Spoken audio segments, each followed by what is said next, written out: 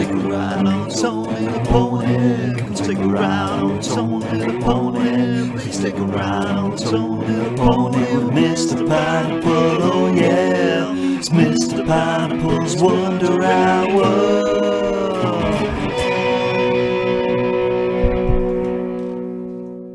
Hello and welcome to Mr. Pineapple's Wonder Hour, the show where we talk big pineapples, small pineapples, hairy pineapples, and everything in between, the in-between being the infected pineapple. I am your host, Tony the Pony, and with me as always is the one and only, the incredible Mr. Pineapple! Woo! Clap, clap, clap, clap. How are you, Mr. Pineapple? I'm right. I'm good.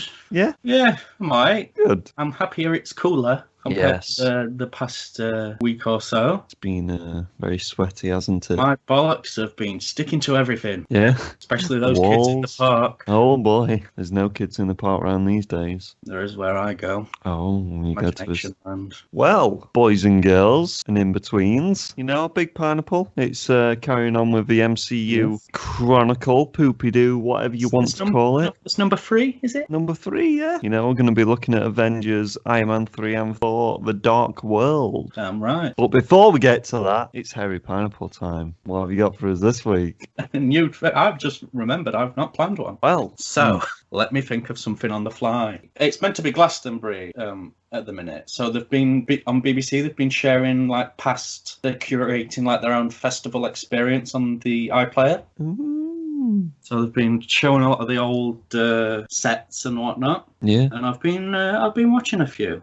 I watched Metallica last night. Yeah. I saw that one when it aired originally. Fucking pricks. They haven't played Download in so many years. I think it's fucking Glastonbury with all the posers who probably only know fucking Enter Sandman. Yeah. And even then they don't know the words. Enter Sandman. Great set though. They Yeah. play all the hits, you know. Did you watch Foo Fighters one? I've not caught the Foo Fighters. I'm not the biggest Foo Fighters fan, if I'm Are you being not? No. Oh.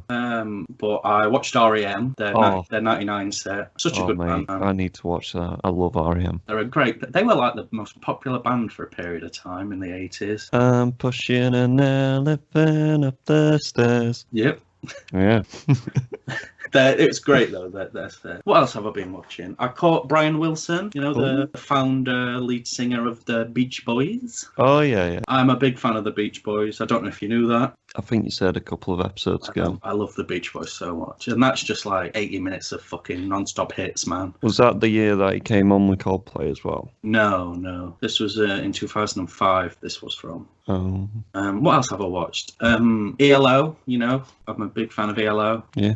That just made me want to dance a lot. My dad is a big fan as well. I have several thousand ELO vinyls because they just released a lot. Yeah. Yeah, way too many for one. My dad calls it the greatest musician that ever lived. Is he referring to Jeff? Yeah. Yeah. I mean, he's pretty damn good. Yeah. Yeah. It's a big shout, but It is a big shout, but yeah. it's not true. He's up there though. He's Yeah. good. I think that's all I've watched up to yet, all the way through. But there's others that I want to catch. There's Kylie Minogue. I'm a big fan of Kylie. Oh yeah, Judge Fudge's dad's a big fan of Kylie. Gets a Kylie calendar every Christmas. Oh yeah. I'm a big fan of Kylie Minogue, man. In the future, I'll do a top 5 Kylie tracks. Yeah. I've been working on this list for a long time. What about when she was in that one film? Street Fighter. Yeah. You got fucked by Jean-Claude Van Damme. Yeah. On that. Imagine. He did so much cocaine during that production as well. You'd have to get through that though. Doing blow and getting blown. Dirty. I like that film. So shit. I knew you would. Raul Julia, man. Raul Julia's last film role before he died. No. He did it for his kids and he hammed it up to the max. Yeah. Like my boy M. Bison. But yeah, there's a lot of legends on there. There's your Lionel Richies, your Dolly Partons. Yeah. But I've seen all those ones previously because I always made it every Sunday at Glastonbury. They have a legends set. Yeah. And that's pretty much the only one that I watched every year because fucking nerd honor for the old shit. But there's a lot of indie crap on there as well that I'm never going to listen to. There's some cool rap stuff there though. Dave. Big fan. Oh yeah, good old Dave. Big fan of Dave at the minute. I'm a big fan of his debut album. Yeah. Oh, debut albums. Dave, man. He's good egg. Yeah. Good album. I finished watching Hollywood the other night. Is it good? It is good, Did yeah. it get better? Was there still lots of sex? No, it kind of strayed away from it. Like past the first 3 episodes, then it gets really good. Right. But yeah, I think it's going to be a second season. Yeah, it's really good. Some really good characters in there. The last TV show I finished was Black Lagoon. Oh, the creature from? No, a cheeky little anime. Oh yeah, I've seen that on, yeah. Wonderful. I haven't wonderful. watched it. But... It's great. It's the one that you picked with your random number selections. Oh, nice. Yeah. 29 episodes. Fucking just violent as fuck. Yeah. And you get to see tits. Nice. I know I don't love animated tits. I love animated. It got me going anyway. Yeah? In my pants. Oh. Also, it's a really good anime. I would recommend it. Yeah, so there's some Glastonbury shit. Go and watch it if you want. There's a lot of headliners. You know, there's Beyonce sadly there and Jay-Z sadly. Jay-Z's alright. I'm not a fan of either. He's okay. But he's I don't like Beyonce because she just stole everything from everyone else and credit people. Mm. I would happily kick her in fanny. Judge Fudge is a big Beyonce fan. Kick her in fanny too. Do it. Yeah. Jay-Z's alright though, when he's collaborating with Linkin Park, but I'm just not a fan of him. He's just like the biggest sellout ever. definitely part of Illuminati though. But is that your Harry Pineapple done? Yeah, but shit, weren't it? It's short but sweet because we've got a lot of things Several to get through. thousand trailers, yeah. Yeah. For some reason, everything dropped. Yeah. Trailer-wise. So with that said, shall we get on to the small pineapples? My good I feel like flabbergastery. there's no other way for us to go. So it's time for rapid trailer roundup, that's what I'm calling it. Yep, I like the name. RTR. It took me too long to figure out in my head that. TV or film ones first. Let's go TV, shall we? So we got Close Enough. Yeah, I've kind of forgot what they are. It's Close Enough is a new animated show from the guys behind regular show. Regular show. I'm excited because I like regular show. Yeah, I like regular show a lot. I'm a big fan of the Cartoon Network stuff in general anyway. And this is more adult. Yeah, it looked very generic-y, Family Guy-y, Rick and Morty-y kind of thing at the start. And then it got more and more weird as the trailer went on. I was like, yeah, I'm down for this. Yeah. So yeah, that looks cool. Yeah. Next one, Foundation. This is... Oh, is this the thing that hasn't been made for 50 years or something? Yeah, it's by, what's his face, Asimov. I turned it off after I heard that it was the inspiration for Star Wars and that it's on Apple TV, so I just turned it off. It is the inspiration for Star Wars in many ways. Well, George Lucas, again, famously a stealer, like Beyonce. I was just like, this is going to go on for too long. It looks really good, though. It's essentially a sci-fi show for the sci-fi nerds out there. Got a decent-looking cast. It looks pretty. Yeah. I'm looking forward to it. So if you like Star Wars, you'll like that, maybe. Next one, Muppets Now. I like the trailer for that. I am also... I don't know if you know this either, but I'm a big fan of the Muppets. Yeah? Are you excited for this? I am excited for this. I love the Muppets so much. Maybe a little bit too much. Yeah? Yeah. I liked, is it Joe from Legal? Yeah. I mean, I've literally got Jim Henson's biography there, right next to me. Why are you saying fucking hell? Because you just have everything, don't you? Yeah, there's Animal there, a corgi toy from 1979. I'm a big fan. Yeah. It looks fun. It's going to be on Disney Plus. You know, it's dropping on there. Check it out. 31st of July, I believe it's dropping. My birthday. Ugh, God. Next one. Way to ruin that day. Next one, Brave New World. Brave New World, another sci-fi. Oh, this one with Aldrin. With Han Solo, yes. Han Solo, yeah. This looks good, but then it showed too much. Yeah, it's based on a book again. Yeah. I don't know if the Brave New World film is based on the book. I'm not sure on that. It reminds me of that game that came out, that We Happy Few, where they'll take like happy drugs and stuff. Oh right, yeah, I've not played that. Played that even. No, it's one of them games that looked really good, but then was shit. So. But essentially, it's going to be about class systems, isn't it? And yeah. It's got Elysium vibes, which also is about a higher up good. Yeah, it's like New London into it, and then they've got the slums and stuff. A thing that's been done a lot of times. It looks good. It's got a good cast. Yeah, Han Solo's in it. The best Han Solo. No. But yeah, it looks fun. And then what was the song that was playing? I can't remember in the trailer. My mind's gone blank. It was a popular song anyway. It was a juxtapositioning song, wasn't it? Yeah, the famous kind of, yeah. And then the last one for TV, Intelligence. Yes, a new Nick. I didn't watch this because I clicked on it and it was like 4 months ago. So I was like, oh. So I'm guessing it got a new trailer. but Yeah, it's David Schwimmer, isn't it, from that television show, The People versus O.J. Simpson. yes. That's the show he's famous for. Yeah. Yeah, it looks funny. It's like a British intelligence agency and like a guy from the TSA or whatever, some kind of weird American company comes over, played by David Schwimmer. Looks comedic and some nice slapstick moments in the trailer. I'm a big fan of slapstick. Oh, shit, I should have watched it. You know, and I like David Schwimmer as an actor. I think he's a good actor. I just don't like Ross. He's fucking worst character, isn't he?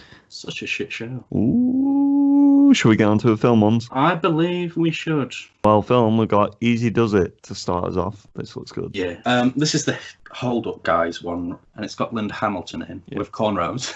Yes. It looks real. It's got a weird style to it. It looks pretty. Yeah. It's it's super indie looking. Oh, yeah, definitely. I don't think anything could look more indie than. Just watch the trailer and. It's new and refreshing, though. I like Yeah, it. it looks good though. I like the look of it. Next one, Baby Splitters. This is about two couples who don't want kids. Well, they want kids, but they don't want kids, kind of thing. So they decide to four-way create baby With relationship. One of the women and then one of the guy from different relationships. Yeah. Banging. The problem with these next few trailers, they showed way too much, and it felt like I watched the whole film in the trailer. I like the look of it though. Yeah, it looks fun. But, It's got Arbed in from Community, Danny Pudi, you know. Oh, I love to see him in everything. He's just a lad. in the shower. I mean, if only. If only. Next up, we got Hamilton, you know. I'm just going to be good in it. Yeah, it's just a musical, you know. Yeah. Hard to create a trailer for a musical, I guess. Yeah. Do you We're like both- Third? Everyone watch it. We're both big fans of Hamilton, aren't we? Yes. I've been to see it live in the Yes. London place. You have. But I'm not made of cash like him. I'll take you one day. Posh twat. It took every penny I had, mate, to be honest. But yeah, I've listened to the cast recording like billions of times. nice. It's the original cast as well, I believe. Yeah. This recording. So watch it. Disney Plus again, I believe. Yep. You know. July the 3rd. Next we've got Broken Hearts Gallery. Yes, this is a sort of rom-commy Yeah. type. I don't know if they were teenagers or not, like women, because it was weird looking. Yeah. Yeah, I think they're supposed to be, aren't they? I think Yeah. they're supposed to be like college students kind of thing. yeah. It looked alright. Because it was a very openly sexual trailer. Oh, yeah. You know, my vibrator will never disappoint me, or whatever she says in the beginning. Yeah, and then she opens the door with no pants on. And Yeah, it's about a girl who gets her heart broken by a guy, and then she. her art's broken. Oh yeah. Then she creates a broken arts gallery type thing in this hotel. I'm assuming she's going to fall in love with the hotel guy. Yeah, That's the what guy trailer- from Stranger Things. That's what Billy. the trailer was telling me was going to happen. I'll probably watch it illegally, unless it comes on some kind of streaming service. And next we've got John Wick Gender Bended. Yeah. Ava. Jessica Chastain killing folks. It literally looks like John Wick. Yeah. It's literally John Wick. But Colin Farrell's the agency guy, and John Malkovich is William Dafoe. Willem Dafoe. Willem Dafoe. I'll probably watch this as well. I like a decent action film. I like. It looked like a B-Tech John Wick though. It Like did. fight scenes look horrible, I like- especially when Colin punched John Malkovich. I was like, I mean, John Malkovich is like 70 though. You know, you don't want to kill him. I do. No, I don't. He's I'm a big fan of John Malkovich, so he should be in everything. Yeah. But yeah, next one, Greenland. The only trailer that matters this week is Greenland. I refuse to watch it, mate. Gerard Butler and family versus meteors. He's tied down in some weird contract, isn't he?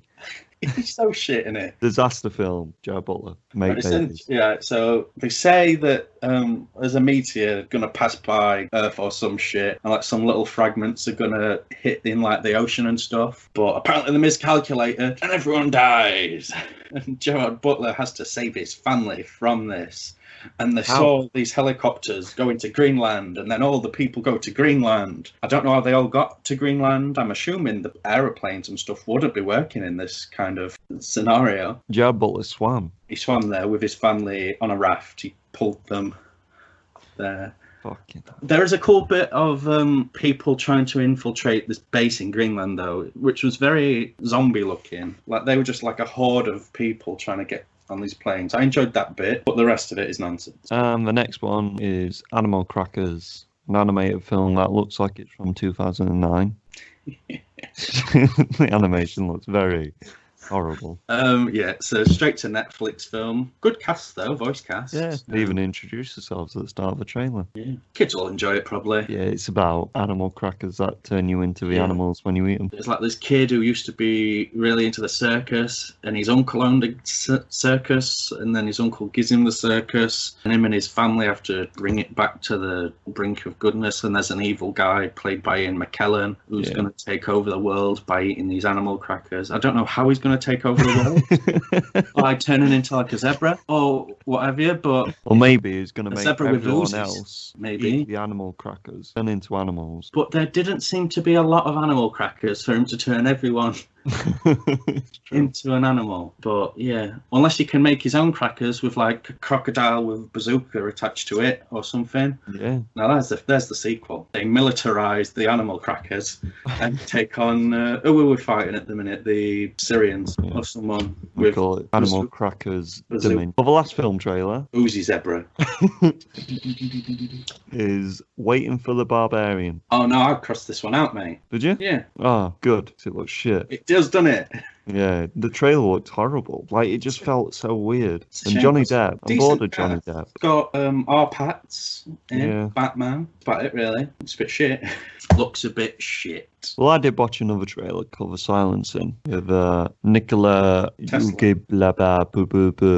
Lannister from Game of Thrones. I like it when he fucks his sister. And it's about I think his daughter goes missing, and then they found out that she's been hunted in the woods, and then he goes out to hunt the hunter kind of thing. It's another one of them films, but it looks fun.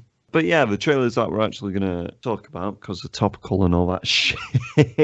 First trailer, they're all game trailers, by the way. First trailer is Marvel's Avengers, a Square Enix game that's coming out later this year. They had a story trailer and a gameplay trailer. They also had like customization trailers, but we're not going to look at all of them. Fuck 'em. What in the world are you thinking of? Let's start with the official Strawberry Taves trailer. I just had a stroke, I think. But yeah, I think this looks interesting. Do you know what does look interesting? What? Liverpool Football Club lifting the Premiership title. Yeah, is that Much like the Avengers, Mm. Liverpool are the champions of the world. Saves that we all need. Nice. You said they were going to lose. I know. I think I deserve to slap you for that. No. No, we decided. You weren't there, but we did decide. All right, okay. But yeah, Marvel's Avengers. MODOK's in it. I'm a fan of MODOK. AIM is back in it. I do like AIM as well. From film we're going to be talking about today. That's not AIM. That's not real AIM. I know, but that film's bad. Not bad. But yeah, this trailer focuses more on, what's her name? Miss Marvel. Ms. Marvel. And her getting Avengers back together after the death of Steve Rogers. It looks good, this game. I don't like the look of it. Do you not just like the look of the characters? Is that it? Yeah. I mean, Iron Man seems very different. I don't like Iron Man. He doesn't seem like Iron Man, though. Seems like a cunt. Like a cunt that has no reason for being a cunt, though. That's just Iron Man in general. Shut up. I think Thor looks the best, I'd say. I like it because he's just in like a t-shirt and some jeans. Do you see what it said on his... I did. Yeah. So Mr. Pineapple rules and Tony the Pony sucks donkey dick. Oh, I thought it said my name is Donald, is it? It did say that, yes, but Yeah. I was making a joke.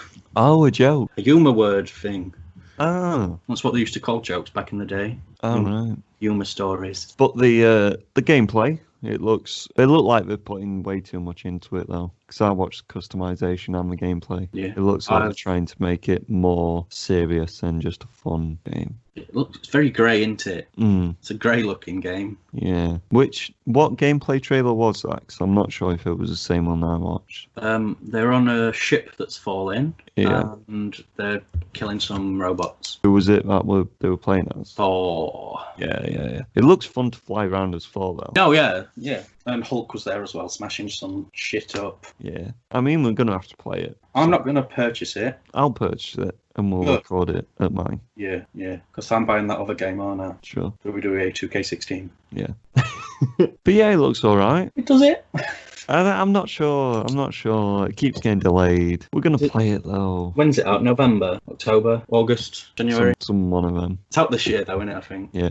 It is getting a free upgrade to the PS5 though. Is it? Yeah, which is pretty fun. So if you buy it on the PS4 and you get a PS5, then we're gonna give you a free download for it. That's nice of them, I guess. Yeah. It means nothing to me, because I'm never going to buy it. Next trailer, Cyberpunk 2077. Cyberpunk. It's got a story and a gameplay trailer. I only managed to watch the story trailer for this. Good, because the gameplay looks so confusing. Does it? It's like you come out of, like you do a scenario, but then you come out of that body as like a CCTV kind of camera thing, and it's just... Right, okay. Because they're all robots and shit. I don't know. It looks weird. I don't know if I'll get it. It's been delayed that many times, and it kind of gave away the whole plot with Keanu Reeves not actually being a real person at the end of the trailer. Yeah, I saw that. I was like, oh, okay. Yeah, it looks like he's a part of this guy's imagination or something. Do you want to know what's not part of my imagination anymore? What? Because it's a reality. What? Liverpool winning the Premier League. Oh. Don't know if I've said. It's a sore subject though, isn't it? Because some people say they don't deserve it. Yeah, but they're wrong. Yeah, they probably are. But yeah, Cyberpunk looks alright. Don't know. But the last one I forgot to tell you about again. Crash Bandicoot 4 got a trailer. I saw this. Oh, you've actually the other watched day. it? Yeah, I watched it the other day. Yeah, it looks a lot like the new Ratchet and Clank game, doesn't it? In many ways, yeah. I'm not the biggest Crash fan anyway, as we discussed last week. Crash looks different as well. So does Cortex. I don't like it. I don't like the look of it. Get it away. I'm gonna stick with Ratchet and Clank, even though I'm a bigger Crash fan. And Bring back Jack and Daxter, man. I'll just play crop. Should we get on to the news? Because that trailer section was big and long like my penis. I've seen your penis. It is fabulous. Thank you, darling. Yes, let's get on to some news, shall we? Well, the biggest news, according to you... Yeah, no, not according to me, according to the world. Chicken Run 2 is coming to Netflix, boys. The only thing that matters these days is Chicken Run 2 and Liverpool Football Club being the current champions of England, Europe and the world. Because, you know, we have all three of those trophies at the minute. So, yeah. Like Brock Lesnar. Bork. Yeah, He's a full supporter, I'm assuming. I know Sheamus is. Daniel Craig is. Nice. Sam Jackson is. But yeah, Chicken Run 2. Yeah, it got announced ages ago, didn't it? Like years ago that number 2 was in like development or some shit. Yeah, but Austin went, Powers 4's been in development for a long time. And then it just went dark for fucking ages with no fucking news or anything. And then boom! It's happening, boys. Yeah. Boys and girls. So yeah, Chicken Run 2. Coming to a theatre not near you because it's on Netflix. Yeah. But another Netflix thing that relates to the thing we just talked about, Cyberpunk is getting an anime series. Is it? It is, yeah. I think this will be good. Apparently, Mel Gibson won't reprise his role. Mel Gibson? Yeah. He voices the guy, the stuntman circus guy, who's teaching him how to fly. Wait, what? Did you not know that? Teaching him how to... Because they're trying to fly to escape the farm. Oh, you're on about Chicken Run? Yeah. I just talked about Cyberpunk. Yeah, and I stopped listening because I'm talking about Chicken Run. Right, okay. They're recasting him because of the whole Jewish thing. Oh, right, okay. Jesus Christ, I thought you was like having a stroke, mate. I'm always having a stroke. There's no circus trying to fly in Cyberpunk. That's why. You've been watching. That's why nobody wants to play Cyberpunk, mate. I think an anime series will be cool though. Got that vibe. Yeah. I mean, they've announced this before the games come out, so I don't know. Speaking of anime stuff, they're on about a Scott Pilgrim anime might be coming out. Oh, is that coming to Netflix too? I'm not sure if it's Netflix, but talks are occurring to, it's 10 years old now, Scott Pilgrim. Is it? Yeah. Nice. It's a good film. Well, another Netflix thing, Enola Holmes got its, they released some first look pictures, didn't they? They did. You know, the show about Sherlock Holmes' daughter's Holmes. It's got Millie Bobby Brown in. She plays Sherlock Holmes' sister. Oh, is his sister? Called something Holmes. That's all I know, really. It looks like a period piece. From the clothes they're wearing, probably be shit. And it's not going to be as good as the other Sherlock Holmes, the Irregulars. No, the Irregulars. I've heard that the extras who were in that were a bit shit. Yeah. The catering sucked. Yeah. Marvel films. Do you like them? Some. Nice. Well, you'll be happy to hear that J.K. Simmons, J.K. Jakey, hello. J.K. Simmons has already filmed another J. Jonah Jameson James scene. I'm a big fan of JK and JJ. So yeah, cool. I think it's going to be in Morbius because there were rumours that he were in it. So don't get excited that he's in the next Spider-Man film. I mean, he probably most likely is, but Morbius is coming out. I even forgot it was a thing. Yeah, because it looks shit. Vampire Jared Leto, come on.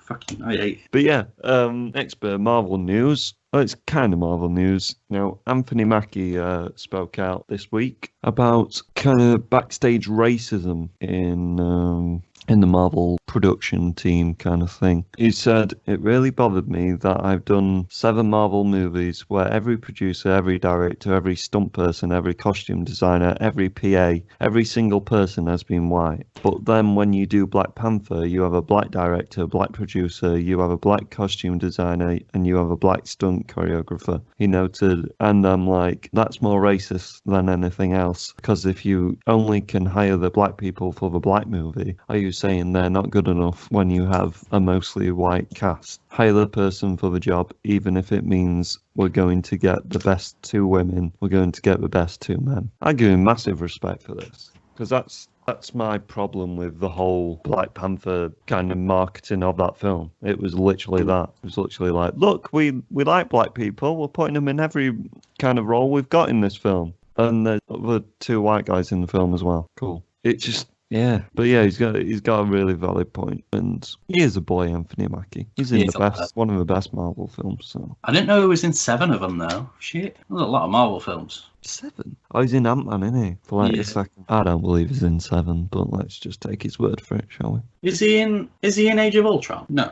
No. Yeah, it must be. So is it after Captain America 2? Yeah. I can't remember him in it all. I can think of 5 that he's in. Cap 2, Civil War, Ant-Man, Endgame, Infinity War. What's the other 2? Oh, we'll Google it later. But yeah, another kind of news relating to the same kind of thing.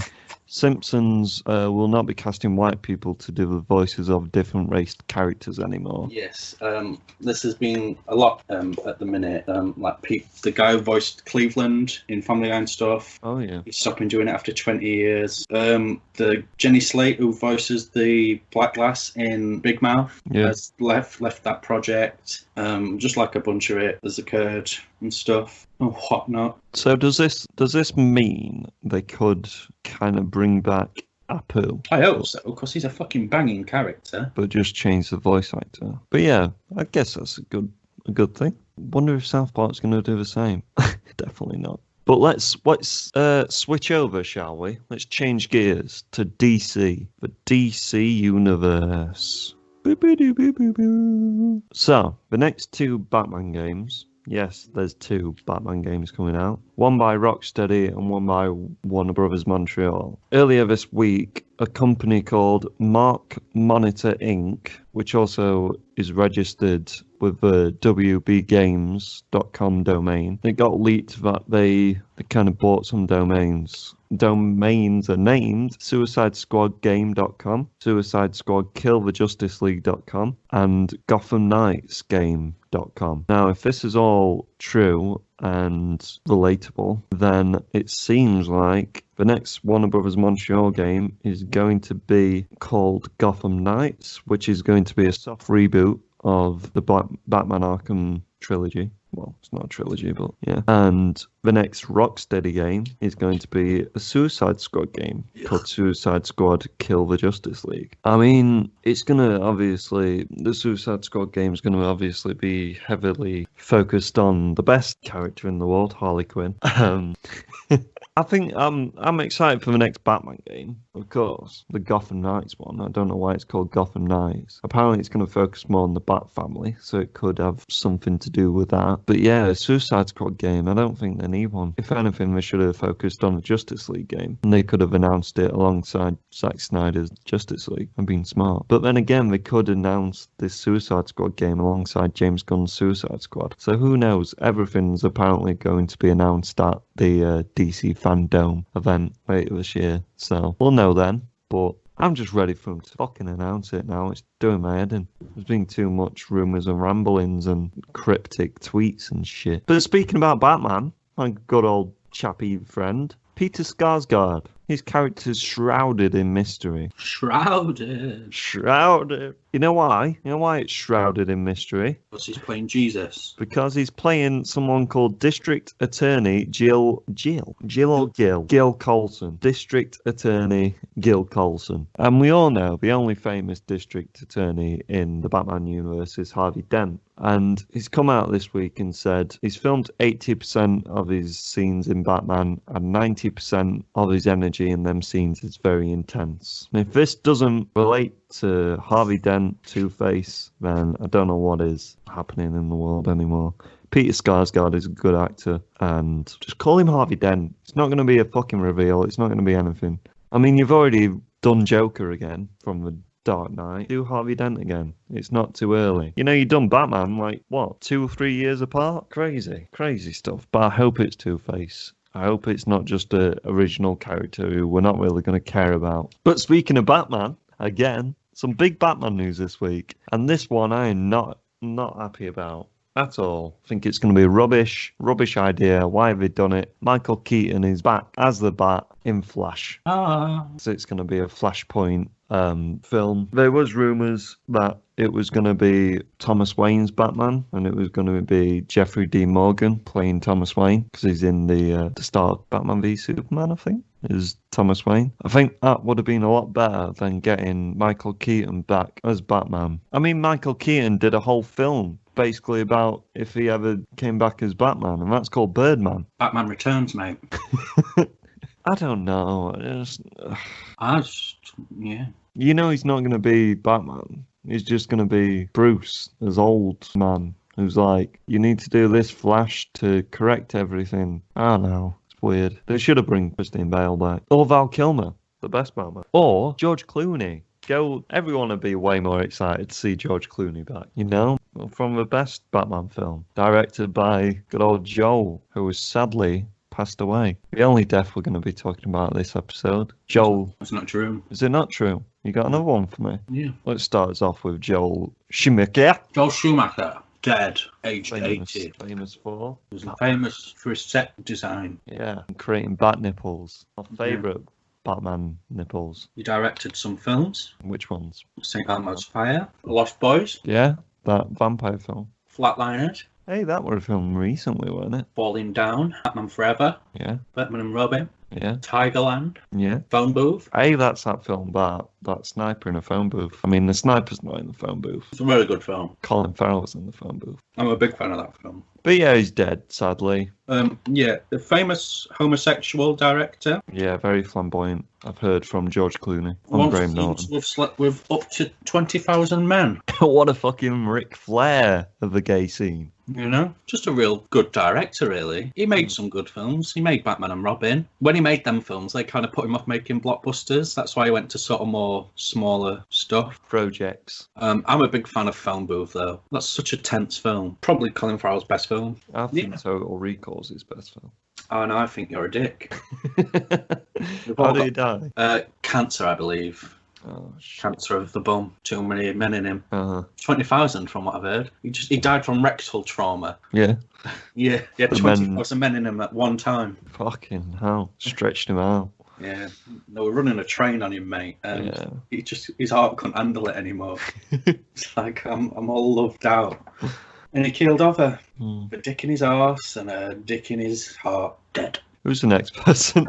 But no, he's made some good films. I need to watch Lost Boys actually, because it's on the Empire magazine's top 500 films. Have you not watched it? No, but it is over there on DVD for me to I've watch. not watched it either. But yeah, It's got Kiefer Sutherland there. it does. And you know what he's famous for? Playing the sniper in that one film, Phone Booth. Whoa, what's happening here? I see a trend. Also a Liverpool supporter. He's also in The Goonies. No. Um, No, he's not. No. I don't. Where did that come from? I don't know, mate, to be honest. The big loss in the animation world is the next death. Kelly Asbury, aged 60, co-director of films such as Spirits, The Legend of the Horse thing. Oh, Spirit. And did a lot of animation work, but probably most famous for directing Shrek 2. I'm done. The best Shrek film, in my opinion. The best sequel. It is a good sequel. It's not the up best there, sequel. isn't it? Not It's the up best there, though. It is Just a good like sequel. EOL's up there. EOL. Yeah. Fuck hell. I'm not on it today, mate. Love that band, EOL. Shrek like 2, it. man. Shrek 2, great film. But yeah, he did a lot of stuff on films and stuff, and he How died. did he die? I'm unsure of this one, but I believe it might be cancer or some kind of injury or other disease. Rectal injury by Shrek. No. This guy didn't have 20,000 men. Sorry, 20 men. Whoa, that's an insult. he's just got amateur numbers compared to Joel. you know. But yeah, dead, not alive anymore, not going to be in Rush Hour 3, Murder, She Wrote, Magnum P.I., Diagnosis Murder. Well, speaking of murder, got some news about someone you want to murder. Margot Robbie is apparently set to be in the next Pirates reboot. See, this is the thing. The one that we discussed earlier in the episodes is still happening. This is like a separate, entirely new one. Wait, what? Which is, So the one with, fuck, what's her name? Karen and stuff. Karen Gillan. It's still happening. Yeah, and this is this is totally different. Yeah. I thought Margot Robbie replaced Karen. It's just the same film. No. From what I've been reading, they're working on 2 Pirates. Yeah, it's unnecessary. But yeah, she's signed on to star in, produce, fucking. They've all been shit since the first one anyway, but... Let's talk about something that's not shit, though. The Last of Us 2 has already broke PS4 I've heard it's actually records. shit, though. I know you're wrong. I've heard it's, overrated. Nah, mate. I ain't completed it yet, though. I heard it's real crap. Fuck you. It's nothing like, Margot Robbie. She's class act. Yeah. Yeah. A petition's been launched for the FBI to investigate Bryan Singer. Bryan Singer. Sex pest. Likes him young. He likes to touch X-Men people. He directed that film with Kevin Spacey in. They're two nonsense. Great film, though. Great nonsense. Up there, for sure. Top 10. I want them to make everything public. I want to see all the people he's touched. I want them to make a biopic about them, starring themselves. And then Netflix can make... It's all unsimulated. Yeah? Yeah, full penetration. And Netflix can make a documentary about it. I'd pay for that. Nice. Let's go on Kickstarter and just try and get some money for it. Kevin Spacey fucks kids for real. That's the film. That's the film title. Talking about sex pests, actually, Jurassic World's got a returning character, but not with the same actor, because the original actor fucked a 13-year-old. Did he? Yeah. Oh, when was this? Back in the day where it were alright to do it. That's a shame you can't do what you love anymore. No. Jurassic World Dominion casts actor Campbell Scott as character from the original Jurassic Park. The original character is Dodgson. He's the guy who takes the stuff off the fat guy. Wayne Knight, mate. Wayne Knight. From that TV show, Seinfeld. Yeah, he was played by the convicted sex offender Cameron Thor, who fucked a 13-year-old. Yeah, don't go around fucking people, guys. It's not good, especially if you want to be in more Jurassic World films. Damn right. Yeah, but this is going to be some kind of little... Ooh, it relates back to the first film. Sam Neill's in it. I'm really not looking forward to this film. I know you are. I am. Talking about The Last of Us, though, there's a brilliant Jurassic Park reference in it. Is it a T-Rex? Yeah. Is it really? It's a statue of a T-Rex. Oh, so... And then they're going... Not really a reference, is it? No, then they go into a museum, and then we talk about this film Joel's seen once, and then he wears a hat, and it's all a thing. And then we talk about the dinosaur shit. Does the Jurassic Park theme play? No, because that would be copyright. Yeah. Shit. Twister reboot. I like Twister. It's a great 90s disaster film. Like tornadoes and shit. Well, you'll be happy that it's in the works at Universal with Top Gun Maverick director, won't you? No. Oh, okay. I want the original Top Gun director to direct it. Is he dead? He jumped off the bridge, and killed himself. Wow. Tony Scott, Ridley Scott's younger brother. Was it? Fuck me. Why did he kill himself? Because his brother's better than him? No one knows. But he did make True Romance, and that's a fucking awesome film. Crazy. Best film from 1993, true. But yeah, I guess this is going to be a reboot, isn't it? Everything's getting fucking rebooted. I imagine that Jared Butler will be in it. And then they'll turn the tornadoes into asteroid-nados, and he has to take his Greenland. family. And then Greenpeace are trying to save some whales, Yeah. and they all have to live in a whale because that's the only way they can not get asteroid tornadoed. And then the pollen is actually the thing killing them all. I'm not Shyamalan in this shit. But our last bit of news, the best news that anyone who listens to this podcast could ever wish for. Jason Blum is ready to take over the Dark Universe. I mean, he made the Invisible Man, now he's just ready to fucking do it all. He's ready Do it all. Give me he's- all the projects. Wolfman, I'll have it. Ryan Gosling, I'll have him. Slap them together, fuck it. Charles dance in a cave. Yes. I'm excited. Russell Crowe, Jekyll and Hyde. Johnny Depp was supposed to be in there at one point. Yeah, he's going to play that guy. He's doing that fucking weird film with Batman. Yeah. Barbarian film. Yeah. You're excited for this, though. Even if you say you're not, you are. No. That sounds like you're fapping, mate. No, I don't masturbate anymore. I've given it up for Lent. Yeah? Yeah. I masturbate over Jason Blum. I masturbate in Jason Blum. Nice. Should we get on to the infected pineapple news? Do you like Mulan? I like Moulin Rouge. Do you like Bill and Ted 3? I like Bill and Ted 2. Do you like Tenet? No. Well, they've all been pushed back till mid-late August. Damn Corona. I mean, it gives us longer time to fill holes with... It's almost like people are stupid. Yeah? I can't wait for the increase in Corona in England, which will happen soon. Oh, yeah. It's going to be magnificent. Love it. Bournemouth. Yeah. What? Sorry? Bournemouth. That's where all the people went. Oh, did they? On the beaches and that. Judge Fudge's dad had to drive through Blackpool the other day, and apparently it was packed as well. Were it? Yeah. I've been to Blackpool once. Threw up outside the Blackpool dungeons. Nice. Because I drank a lot of alcohol. But yeah, I think the only film... I think we're bothered about Mulan, aren't we? I am. Yeah. It's got a couple of good actors in there that I'm a fan of. Jet Li. Yeah. No Jackie Chan, though. No, Donnie Yen's in it as well. Donnie Yen, yeah. He's got good abs. But a film that we can actually review, because we do need to start reviewing films again, not just Marvel films. This is an ongoing series. Yeah, I know. But SpongeBob, whatever it's called, the rest of the title. Free. Yeah, Keanu Reeves is in it. That's going straight to VOD. Don't know where. Don't know how we're going to get it, but we're going to get it. We're going to review it. I'm ready. That's the line he says. I don't know. But yeah, with that said, should we get on to a big pineapple? Another bit of Corona news. Oh! Liverpool won the Premier League Behind closed doors because there are dead people in Bournemouth Beach living in the whale, and we won the Premier League. They didn't they draw the first match and then won 4-0? Yeah, we drew against Everton, our Merseyside rivals. Yeah. And we beat Crystal Palace 4-0. And then Man City lost against Chelsea. And then we just won, The quickest any teams ever won it before was with 5 games left remaining. And we won it with 7 games left. So just... Are they still doing the other games? Yeah. But no one cares. Well, the people who might get relegated are. They care, And there's the European places to play for the people in 2nd, 3rd, 4th, 5th. Anything. Is Man City going to be second then? Yeah, pretty much, yeah.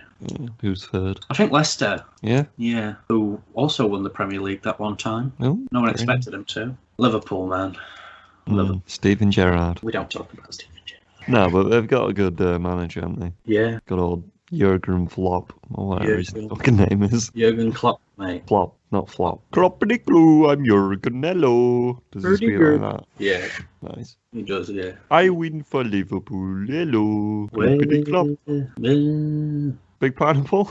Well, we're going to be looking at the Avengers, Iron Man 3 and Thor the Dark World, but the first film we're going to be looking at is the Avengers. Yes, we are. Woo! Got some stats here for you. So, got 8 out of 10 on IMDb, 92% on Rotten Tomatoes, 69% on Metacritic. Released 26... Who are, mate? Fucking hell. Carry on. Released 26th of April 2012. Director Josh Whedon. Featured song Live to Rise. Sure. Box office. No, let's go with budget first. Budget was $220 million US dollars. Box office 1.519 billion. The first Marvel film to break $1 billion, I believe. Oh yeah, big time. You know, it's a groundbreaking cinema changing film, isn't it? Really. Yeah. So we're gonna do it as always. Pros, cons, rating out of 7. You know, boys. Who wants to go first? My big whopper. I'll let you go first. Oh, me. All right then. Let's do this. So, pros. First one I've got. I've put possibly Loki's greatest fighting scene at the start of the film, where he's killing all the Shield guys. Oh, when he comes through the portal. Yeah, and brain fucks Hawkeye and that. I put Bruce is so different in this film. Bruce Banner is. But I don't know if it's a pro or not. And all through the film, I was like, oh, hey. Iron Man's suit walking off thing. I'd suck his penis. Oh, where he goes to challenge Loki. No, I mean. Oh, at the beginning. Yeah, at the beginning. When he's doing the little thing in the water, and then he comes out and he lands on the thing. Powers up the reactor for the tower. Yeah. Yeah, that bit, yeah. There's some funny lines in that scene when it's a little banter between Pepper and Phil, and he's calling him Phil. When she's calling him Phil, and then he's like, his first name is Agent. It's a little banter, you know. I've put all the fanboy moments from Coulson with Cap, all the present day jokes. Obviously, Cap being a capsicle, as Iron Man says. Loki's good, isn't he? He's a standout villain for sure. In this first phase, he's a really good pawn, but he's got a big brain. I like that eyeball machine. Yeah, that's really weird. Juicy though, juicy eyeballs. Shoot to thrill again. I love the first meeting between Tony and Cap. That's really good. It's a really good relationship building film. This. I love Thor's entrance. There's a really great Shakespearean dialogue scene between Loki and Thor. I kind of don't know why they put it in, because for the rest of the film they're just talking normal. But that scene they're talking proper old Shakespearean language. The first fight scene between Thor and Iron Man. That's really cool. And then Cap comes in, right? It's cool, that shot when Thor jumps up and smacks his shield. But for sure, they'd all be deaf. They'd all be deaf. Yeah, or dead. Yeah, he straight up tries to murder him. Yeah. That's attempted murder. But the echo of that sound and how powerful that sound must have been, they wouldn't have ears anymore, mate. Super soldier's ears, though, aren't he, mate? Tony, though. Got a costume. Tony's a big dick, but I love it. I like it when Tony's trying to stress Bruce out when he's poking him with that pen. And then he asks him what calms you down and stuff. And then at the end he sneaks in is it a big bag of weed? Drugs. And you liked drugs once upon a time. Still do. Just don't. I really like Tony and Banner's relationship in this. I like the scene between Loki and Black Widow when Loki's in the prison cell. Yeah. Where it's like, oh, Loki's kind of being a little therapist, mind fucking Black Widow. And then Black Widow's like, wait a minute, I'm doing it to you and it's a tricky trick. You know I like a tricky trick. You do. Then comes one of my favourite scenes in a Marvel film. You know, I said to you I've probably watched the best dialogue scene in a Marvel film. And that's the argument scene where they find out that Shield's creating weapons and Cap goes, well, they all go to confront Nick Fury about it, and then it's just building up that kind of relationship and that tension between all the characters. And Captain America and Iron Man have the first proper tension-filled argument, which is obviously echoing Civil War and stuff, but it's just really good. I love them little scenes in this film. Because then, straight after, the shit kicks off, and then, Captain America and Iron Man work together like fucking boyskis, boyskis. Black Widow versus Hawkeye, that was a cool little fight. Tony and Cap actually have way too much sexual tension for each other, and are in denial. That's what I think. I'd watch it. Yeah, definitely. Because they're they give each other respect for what the cool little things that they do, but then they're always hating each other. They just want to, suck that dick. Just need to get down to Browntown, don't they? They do, yeah. Then we wouldn't have even had Civil War. No. If they'd just fucked. Nick Fury's a cunt in this. A big old cunt. Yeah. Proper exploitation of a man's death. Yeah. Loki and Tony scene. Yeah, when Tony goes to confront Loki and he's like, we have a Hulk. But I didn't like at the end where they do a little the joke about the scepter hitting his arc reactor. Yeah. I was like, that's just a bit too. There's a few little bits in this film that are a bit too Josh Whedon-y jokes. I don't really like. But police are funny when they're just useless, aren't they? Yeah. And Yeah. Captain America's like, yo, you gotta do this, bitch. And then there's obviously the circle bit where they're all stood in the circle and it pans around. That's just a cool shot into it. I love that Captain America lost his helmet. He gets his helmet ripped off in this. Because I've got a lot to say about your costume, boy. I'm not a fan. But yeah, the whole end fight is just good, in it? It's good stuff. This was very much like when we did Hulk, I think it was, or Thor. I didn't write down many, so I was just enjoying it. So that's all my pros. Thor, I believe that was, yeah. Yeah. What's your pros, my good old China? Right. My girl Maria Hill, we get her at the start. I wish she was in it more. I wish she was in more of the films. I'm a big fan of Kobe. She's a great actor. Fuckable is the word that I would choose to describe her. Some would say she should have been the mother. Oh, I wrote, ooh, Loki isn't dead. After Thor. The music in this film is probably like the first great Marvel score. Certainly iconic. Oh yeah, it brings the in Avengers theme. It's good shit. That one, yeah. It's good shit. Black Widow's introduction scene. Oh yeah. Where she's getting interrogated by the Russians or whatever they are. She's fuckable, isn't she? Of course she is, mate. I wrote titties down. Yeah. Whedon likes them titties, doesn't he? He does. It's many films where he has people falling into tits. I like the Ruffalo recast. Yeah, I weren't sure about it. I like it. I did watch it don't see how Edward Norton could be in this film, to be fair. But I'm guessing they rewrote some of it to fit Ruffalo. I would have liked to seen the chemistry between Robert Downey Jr. and Edward Norton, though. That would have been good. Maybe. I love me a helicarrier. Yeah. I'm a big fan, And they think it's a submarine, but it's not. It's not. It goes in the sky. I like the bit where, I think it's near the beginning when Cap's talking to Nick. He's punching the punching bags. Oh, yeah.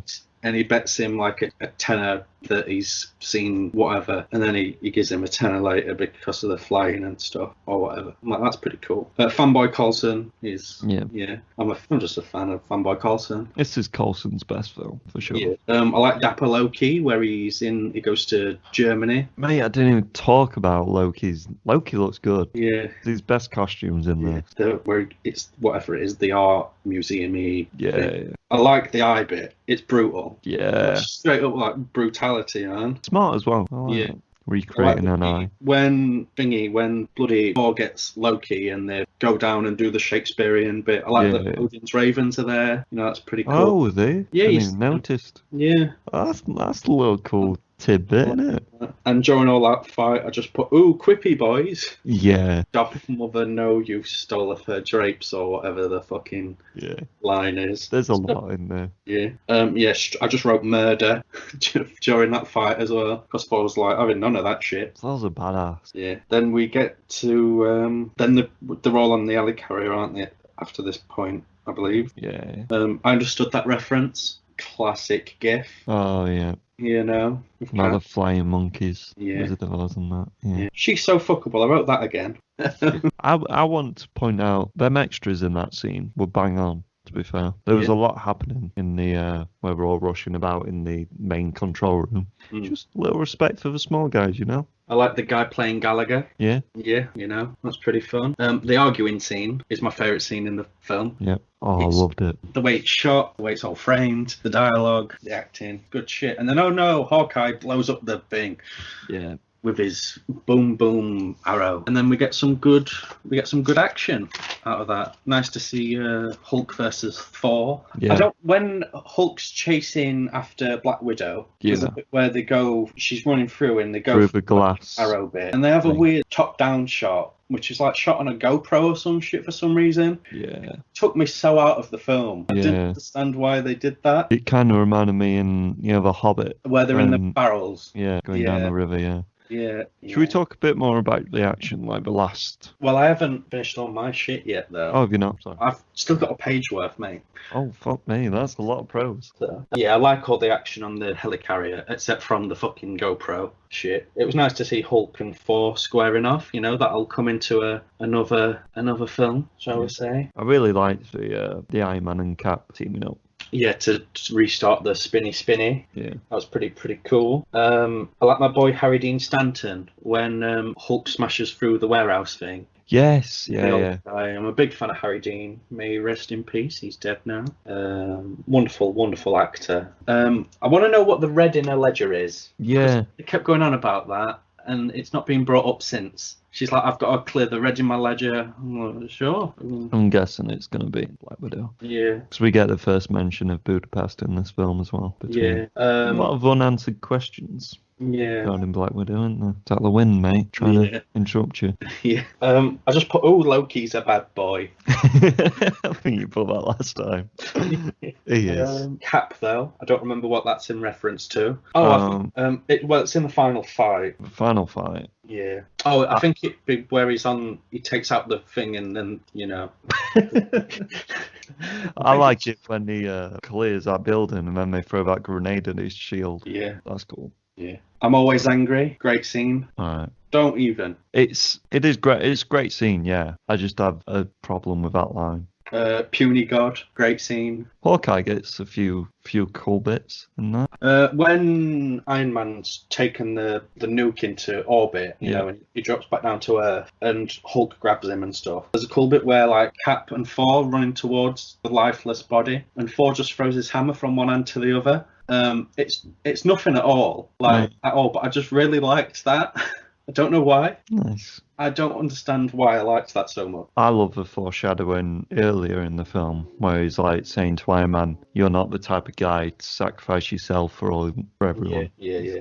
It's cool. I love all the dialogue between all the different heroes. Really nailed setting up the relationships and the. And then at the end, I just wrote, "Ooh, it's Thanos." Yeah. But no, let's talk about the action now, shall we? Then I guess. Yeah, Black Widow and Hawkeye have. Yeah, that's a stellar fight. Some good bits in the last fight as well. I like it when she jumps on Cap's shield and then stabs a guy in the shoulder blades to control the thingy.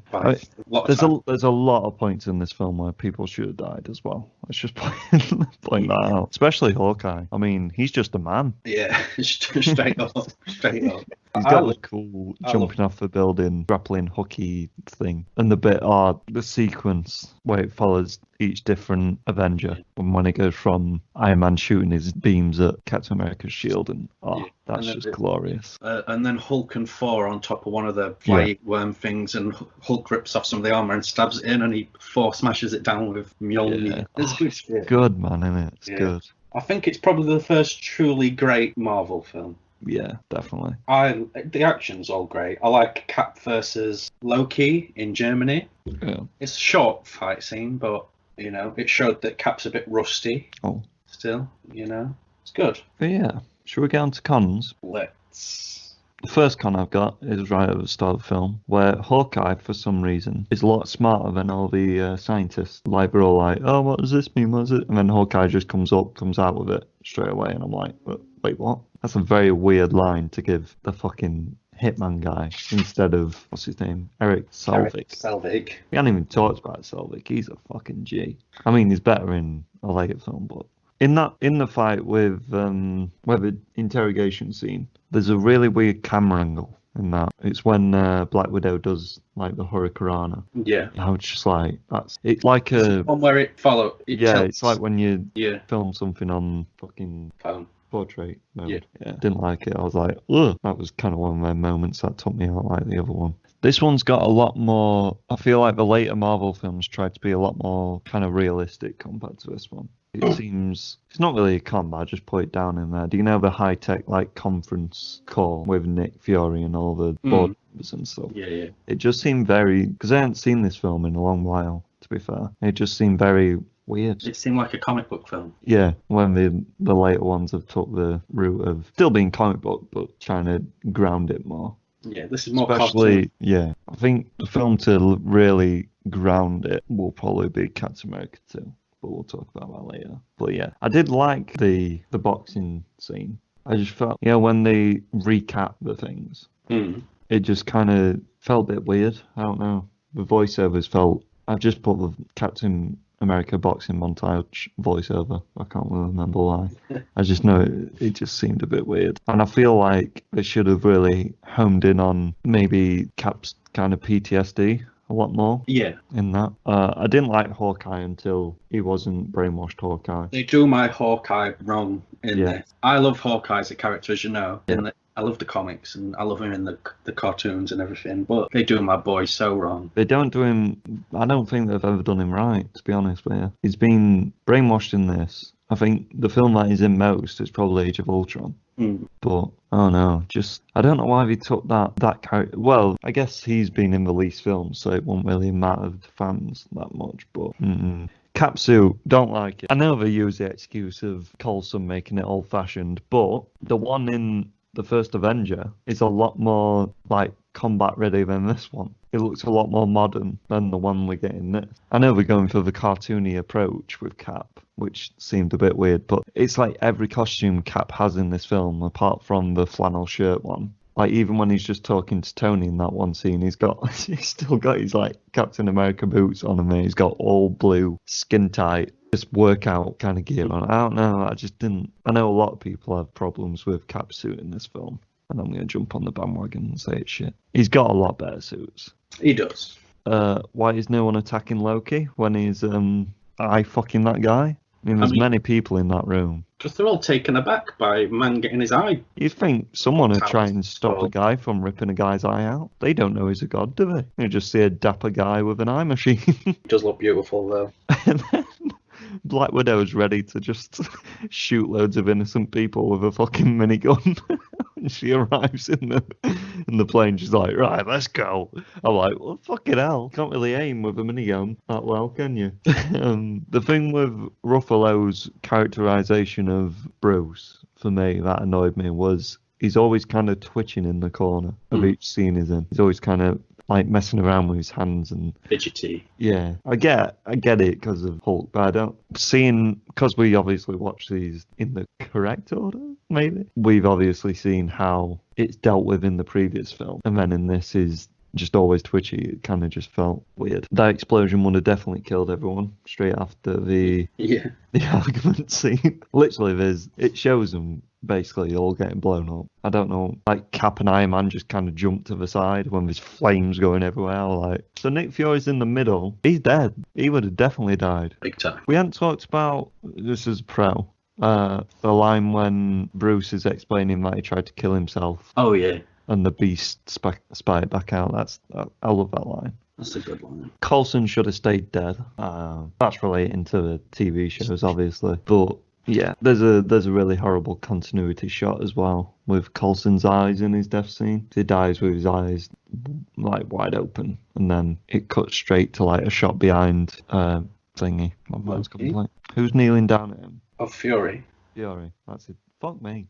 Yeah, a shot behind Fury and his eyes had like closed. I'm like, being a bad actor, not remembering that he had his eyes open, you know what I mean? Definitely would have burnt those people's faces off. Iron Man jumps off the Stark Tower. Oh, yeah. And he gets his suit at the last minute, and there's innocent people looking up above.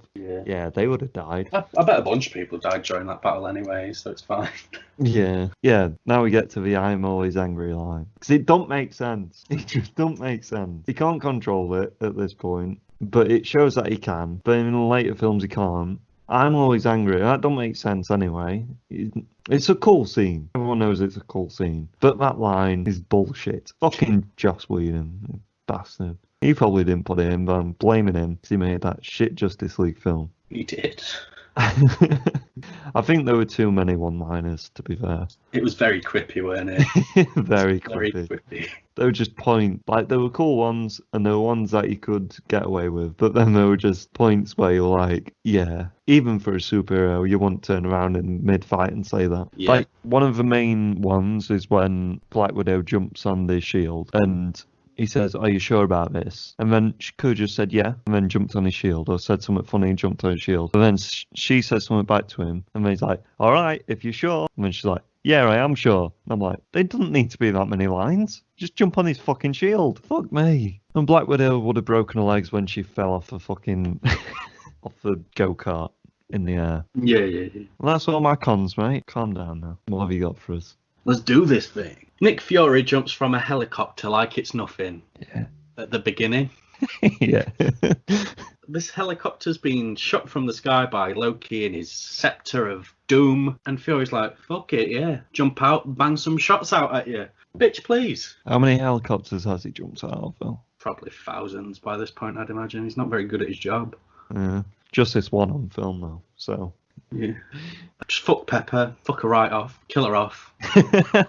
Okay. She's not as bad as she is in a later film that we're going to be talking about. That's because she's in this not as much, which I enjoyed. She's in like one scene, isn't she? The scene with Coulson. She's in a couple of scenes. There's too many scenes. Yeah, they're doing my boy Hawkeye wrong, which has been discussed. Lovely touch of jingoism throughout, you know. Very nationalistic, America yay kind of film. America saving Germany again. Yeah.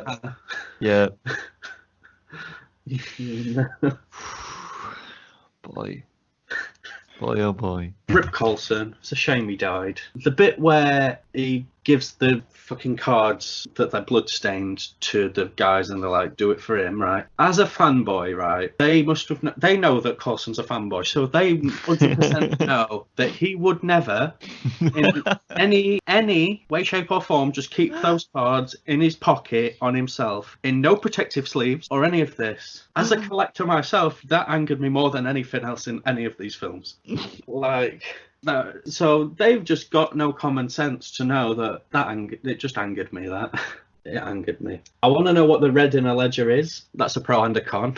You know. Yeah. Getting onto the final fight scenes, you know, all the New York stuff. Mm-hmm. I really like it, but they are facing lifeless drones. Like, we've got no reason to believe that these Chitauri people are gonna win, and there's no characterization to these characters other than Loki as the villain. So you know, it didn't, which a lot of these films, a lot of Marvel films, that's an issue with them. I was literally thinking, I was watching it, I was thinking they've took a massive risk by putting this alien army, Chitauri, that we've never even heard before in the films, doing that weird guy with the hood. I'm like, this film is so risky, to be fair. And obviously it's a foreshadowing of Thanos, and the comic book nerds would have known. But I feel like that's why they did it, though. So we could just show these superheroes kicking ass. Yeah. And, they are shit villain. But...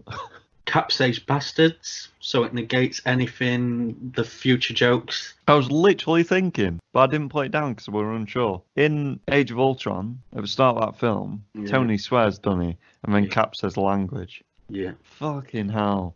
The cop out when Thingy comes to his senses. And Josh Whedon, director of the... Sorry. Yeah. Yeah, I know. It annoyed the shit out of me. Where I was like, oh, he said bastards. Sorry, carry on. There's a cop out at the end where, you know, Eric finally comes round to his normal self again, and Natasha's on the roof with him. And he's like, oh, I think I did know who I was, but I built in a safeguard. Like, no, that's shit writing. No. This brainwashing thing that's made him do the worst thing that he could ever do in his life. And Hawkeye's killed countless of his friends. And then he's like, actually, I'm that much of a big brain, right? That'll put a safeguarding mechanism in it. You know, Fucking glass yet again, where Hawkeye swings through. It'd bleed out. To be fair, he is laid on the floor in pain. At least he's not. I mean, okay. I wrote, are the aliens robots? Why are they shutting down when the mothership explodes? I thought that as well. I ignored it. I was like, I don't understand that bit. Yeah, I didn't understand that. It's just another cop out, isn't it? Yeah, make sure there's no loose ends. Cap's riding away on his motorbike, but he's not wearing a helmet, and Cap would never do that as a character. That annoyed me. I skipped that last scene, actually. Just remembered. So like 12 minutes left, and I'm like, I've watched the film. What the fuck's 12 minutes? And I skimmed over, and I'm like, oh, it's only saying bye to people. Fuck it. But yeah, that's it. Shall I give you my summary? Go on. Summary and rating, is it? Yes. Or summaries then rating? I put this film is very much like a later film with extremely good character and relationship building, and a compelling bad guy with good points. Loki, not the Chitauri people. But the film overall has many little things that didn't hit the mark for me, but still a good film. What's yours? Great film. They all work so well together. Shame about the faceless drone army. And the cards would never be on his person like that. Well, ratings. I gave this 5 out of 7. I gave it 5.5. Oh, boy. I was toying with giving it 6, but the cards, Yeah. yeah, they tipped me over the edge. Wow. Even now, I'm thinking to knock another 1.5 off. Just So it's 5.5 your Highest. your highest, isn't it? Fuck me. Well, I think that's joint highest for you, 5. yeah. Shall we move on to the next one? Yes, because there's no cards in it. Iron Man 3, boys. This film, mate. This motherfucker of a film. Got 7.2 out of 10 on IMDb, 79% on Rotten Tomatoes, 3 out of 5 on Common Sense. 25th of April 2013, directed by Shane Black, featuring song Blue Dabba Dee. Budget 20 million US dollars. That can't be right. That's like 20 million less than Avengers. I don't think that's not true. Box office 1.215 billion US dollars. To be fair though, it was a film straight after Avengers. Who knows? I'm gonna let you do pros this time. Let's do this. I was like, oh, Shane, you can tell this is a Shane Black film. That's the narration. I'm a big fan of Shane Black. Yeah. I think he's wonderful. I actually wrote I'm Blue Dabba Dee. That's my second line that I wrote. Because, it's a it's not a flashback as such. It starts off in In the past. 99, yeah. Happy Hogan, I like his look. It really made me laugh.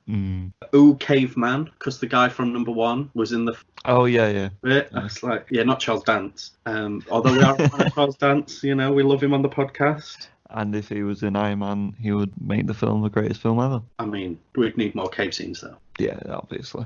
I can't remember the caveman's name, but it was nice to see him again. And a little callback to he says, I've met you way back when, kind of thing. That was pretty cool. Yeah. Woo, Robot Arm. Yeah. My favourite Marvel character. Shane Black loves Christmas. Pretty much every film is written or directed set at Christmas. When was this released? 2013. April. All Yeah. right. Christmas film in April. It's all right, isn't it? There's a bit where Rhodey and Iron Man are at a bar, like eating some food or whatever, like a biker bar. Yeah. And I like that the suit was parked with the bikes. Yeah. I thought that was a real nice touch. I like all the PTSD aspects in the film. Yeah. With Tony, I think that's well done. I'm a big fan of the Ten Rings stuff, or the black propaganda. Yeah. I mean, I like the Mandarin as a character. I really liked the Mandarin in this up to a certain point. Yeah. It was being done really well up to a certain point. Yep. No, Robot Arm, rip. Mm. Yeah, that got me, that death. Yeah. Yeah, it hit me in the feels more than it should have done, I know, mate. I like it when he ends up in wherever he does, backwards Hicktown. I can't remember what it is, when he flies off and he's talking to the little kid. And I like it when he says, Dad's leave, no need to be a pussy about it. Yep. I was like, yeah. And I also like it says, where's my sandwich? I have a thing for sandwiches. Yeah. And should have got him a sandwich. I like that Adam Pally was in it as the news van man guy. Oh yeah. Yeah, who modelled his look after him and stuff. I thought that was pretty cool. I love Also, the break. a callback to Avengers because you see the hair people. Yeah. I love the break-in. He don't have any of his tech or whatever, so he makes makeshift weapons. I thought that was pretty cool. MacGyvered the shit out of it. I like the ponytail man who is, Stark's tied up to the bed frame. Oh yeah. And the ponytail man's there, just looking proper like an 80s and early 90s henchman. Yeah. I was like, yeah, Shane Black. A lot of time. After a certain part of the thing that occurs in the film, we see the Mandarin, the Mandarin watching a football match, and the people playing in that football match are Chelsea and Liverpool. Yeah. Who went on to win the Premier League this season. Literally. I watched it the other day and I'm like, oh, for fuck's sake. He's a Chelsea fan though, isn't he? No. Is he not? No. And Liverpool won the Premier League. I don't know if I've mentioned it at all. I like the sort of action scene on Air Force One where the guy infiltrates as, Yeah, he's got the iron. That's brutal. He steals it. Yeah, there's some stuff there. Shooting folks in face and. Yeah, at that point I just wrote "Die Pepper Die" an awful lot. Guess they're cons, aren't they? Yeah, and then at the end I wrote, "Yes, Robot Arm. He's saved. Yep. He's saved." The only person that matters is the Robot Arm. The MCU. Yeah, I guess In terms of villains, I like the Mandarin to a point. That's it.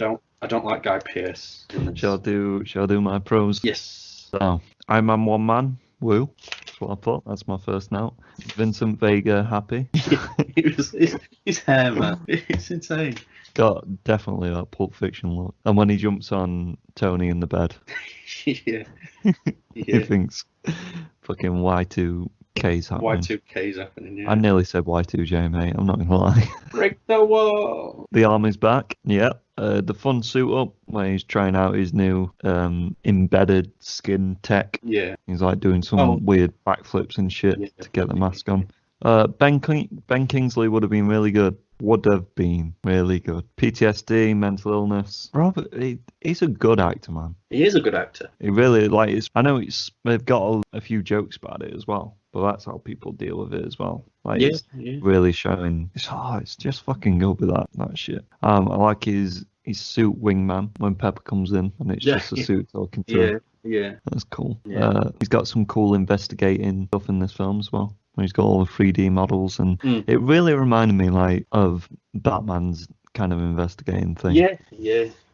I liked it when the suit saved him underwater. That was pretty cool. Where the hand came off and pulled him out of the thing. Different setting for Iron Man, like you said, when he goes to a rundown rural. Yeah, I'm trying to remember where it was, but my mind's gone blank. Yeah, I can't remember. We'll just call it Backwoods Town. Yeah. Generic Backwoods Town. Yeah, I love like all these survivalist kind of bits. Until it got to the kid and stuff. Yeah, what I liked about this more is because it was more Tony Stark and less Iron Man. Yeah. Because I'm not a big fan of Iron Man, but I like Tony Stark. Right. So that's why I liked this. Yeah. Yeah, it was a lot more Tony dealing with everything and having nothing, and it? Proper stripping down the character. Yeah. Dad left, no need to be a pussy about it. Mental illness again with the when the kids pester him about the wormhole. The anxiety attacks and stuff. Yeah. Budget Iron Man. Love that. But Ben Kingsley is a funny boy. I love Ben Kingsley's great. Ben Kingsley is great in this. It would be right. It would have been so good if it weren't the Mandarin. If it was someone else. Well, I love Ben Kingsley. Really intense interrogations scene. Shame it took 1 hour 27 to get an interesting villain. In Guy Pearce, that is. Really cool dark themes going off. Why did they have to put the Mandarin in? Last fight is fun, I guess, with all the different Iron Man suits. I really love the sequence when he's jumping from suit to suit. Yeah. That's really cool. It's got this is a film with potential. But I'll get to that later, actually. And then the last note, the arm lives. The arm lives. Man, I was so upset when it died as well. I was like, Mr. Pineapple is going to be distraught. This is I'm so glad that the arm has taken on its own life. I was surprised I didn't get a message from you. Like, I'm not watching these Marvel films ever again. I didn't want to ruin it for you. But I've got PTSD from that. Yeah. Should we get on to cons? Let's. God, I hate Pepper. Yeah, that's fair. I don't know if that's come across at all. Happy should be dead when that explosion occurred with the man blowing up. Dumb Tony give his dress away. Give his A dress away, not his dress. You know, what better way to create a villainous female is than a jilted lover? She had a one night stand with Tony and he didn't call her back, however, so let's kidnap his fiance and then him. You know, poor writing. Dead. Rocket House. They should all be dead when the... Oh, man. Yeah. As a thing I have with all the Ant-Man films, the one-size-fits-all suit. Yep. It really angers me. Robot Arm died. That was, you know... How could the Iron Patriot shoot a gun with the Iron Man armour on? I didn't like that bit, because his finger wouldn't fit in the trigger hole. When do you shoot a gun? He shoots a gun in the... Was it on the plane? Yeah. Oh, mate, why does he do that? He's got guns. Yeah, that really angered me. Yeah, I remember that, actually, because that's a really weird looking... Yeah. I mean, he could just punch him to death. Yeah, I didn't like that. One size fits all again. Why do they all love Pepper? All these men. Just die Pepper, yeah. I wish she was dead. Pepper, but now with power. She's better than these trained guys. Fuck off. The whole... I don't know if you'll have it as a con, but the whole... getting rid of Pepper's ability is so lazy. It's just like, oh yeah, I sorted Pepper out. It took a while, but she's all right now. And I thought, why not sort myself out? I was like, I hate Pepper, man. And the fact that she was better than these people who've trained in this thing for fucking God knows how long. Don't even get me fucking... I fucking despise her, man. I really... She angers me so. And there's stuff that's going to happen in future films with her in that. God, if she died, I would have cried. She's in a lot of films, isn't she? Too many, people would say. She in Age of Ultron? She will be, won't she, somewhere? So, yeah. I guess we should talk about the villains in terms of cons. Eldritch, or whatever his fucking name is. Aldrich Killian. Yeah, that guy. He was a bit shit, wasn't he? Again, he was a jilted lover in many respects. Yep. Tony didn't come to the roof. Now I'm gonna kill him. He's the second kind of previous Stark employee gone bad. Many more to come. I love the Mandarin. Is it very racially stereotypical in the comics and stuff for this day and age? Quite possibly. Was I enjoying what was happening in this film with the Mandarin, with Ben Kingsley? Yes, as I said. But then, right, we get a twist, and he's not the Mandarin. He's just a guy, an actor, whose name I can't remember off the top of my head. Trevor Slattery. Yeah. And I liked him playing Trevor Slattery. Yeah, I don't dislike the character. Because Ben Kingsley's just a fucking top-notch actor. Yeah. You give him stuff to do, and he's just gonna do it. No questions asked. And then it turns out that whatever his name is, Killian, is the Mandarin, quotation marks. That line. They've obviously left it open-ended. It means he's a Mandarin because he was the one setting up all the Mandarin stuff. Yeah. But then, in a short film... It turns out the Mandarin's a real... And Ben Kingsley is a Mandarin. No, he's not the Mandarin. Is he not? No. The guys say that the Mandarin wants to talk to him. Oh, right. Okay. Impersonating him. And then, apparently, Mandarin's going to be in Shang-Chi. Do you want me to do my cons? And we'll talk about it when I talk about it as well. Yeah. So, straight off the bat, narration, hated it. Why was it in here? It was in the film at the start and the end. Could have just been at the end, or it could have just not been at all. I like the narration. The whole point of the narration was for the fucking end credit scene where he's having therapy with Bruce Banner. This film is all told in flashback. Yeah, I know. Yeah. I'm just saying for the listeners, Dick. I hated it, man. I loved it. I'm a big Shane Black mark. But you know the film's bad. You've just literally said how bad it is. Yeah, I listed a lot of positives as well, though. Maybe just about the arm. Aldrich Killian. Such a shit villain. He's the fucking ugly man now attractive trope as well. Yeah. He's everything that's bad. Guy Pearce is a really good actor. But he's so boring. I've literally put ugly man is now attractive trope. I don't like Guy Pearce. This villain is so boring and shit. He should die. He's literally like, he's got nothing to him. The way he delivers his lines as well, I feel like Guy Pearce just will like, give me money, I'll just... As we said, this is the one that Sam Rockwell should have been the main villain in. Yes. When we were discussing Iron Man 2 and the oversaturation of villains that were in there. Don't give me this Mandarin bullshit. That's because I know the plot twist. Yeah. I did enjoy all the propaganda like you did. Like, Ben Kingsley is so good. He's like, you'll never see me coming. Like, everything about that. And I imagine that they have a lot of time in caves as well, and we've got a lot of time for caves. We have. They'd be dead. We all know what that is about. Rocket House. There's so many smashing through windows. At least 3 that I counted. And then these ones, they just get straight back up. Fucking hell. Saddest movie death ever. Plot twist is so lazily set up. You know, you can see it coming from a mile away. They have the actual behind the scenes scene with Aldridge and the set, and they don't even leave any room for Aldridge being the villain, like being the surprise villain. It's literally like you meet him in the present day in quotations. He speaks to Pepper and that. Next scene is in, he gets a phone call. Oh yeah, the Mandarin's ready for his take. It's like, what is happening here? And then you can just see that the Mandarin's an actor because he just walks in, sits down and says he's like, Rhodes is the most retarded character. He must have done something retarded. Oh yeah, because he keeps getting himself in these situations where he's in the suit of the bad guy. And he keeps believing that this government-led suit, even though he's been through it, is a good thing to do. And the Iron Patriot's a good thing to do. And it's this rebranding from this outside company that's a good thing to do. AIM. Fucking AIM in this film, just in the Avengers game. It would be good if it wasn't the Mandarin. And then I've put Aldrich Killian as a discount Mysterio. He's even got all the like CCTV and like the setup of everything. I didn't like this film. And I like Iron Man. But there's things in this film that were good, like the PTSD and the mental illness and the kind of rundown Iron Man. All that good. Ben Kingsley were good until a point, like you said, but there's so much bad. Distracting bad as well when you have fucking Pepper as one of the main story arcs in the fucking film. When she turns into the same power as the man. I didn't even get, like, the enemies. Like, the whole, like, blowy up people was boring. It seems like a villain that you put in like a spin-off film or a TV show. It didn't seem important enough to be a main movie villain, especially for the film that came straight after Avengers. I don't know, man. Trevor was a good character. He was funny, especially when he was getting arrested as well, and he tried it like a red carpet walk or something. I'm just so disappointed because Ben Kingsley would have been such a good Mandarin. Should we do summaries? I'm reading mine now to try and figure out what the words fucking say. Oh. My writing is so shit. Right. The best of the three, great action and humour.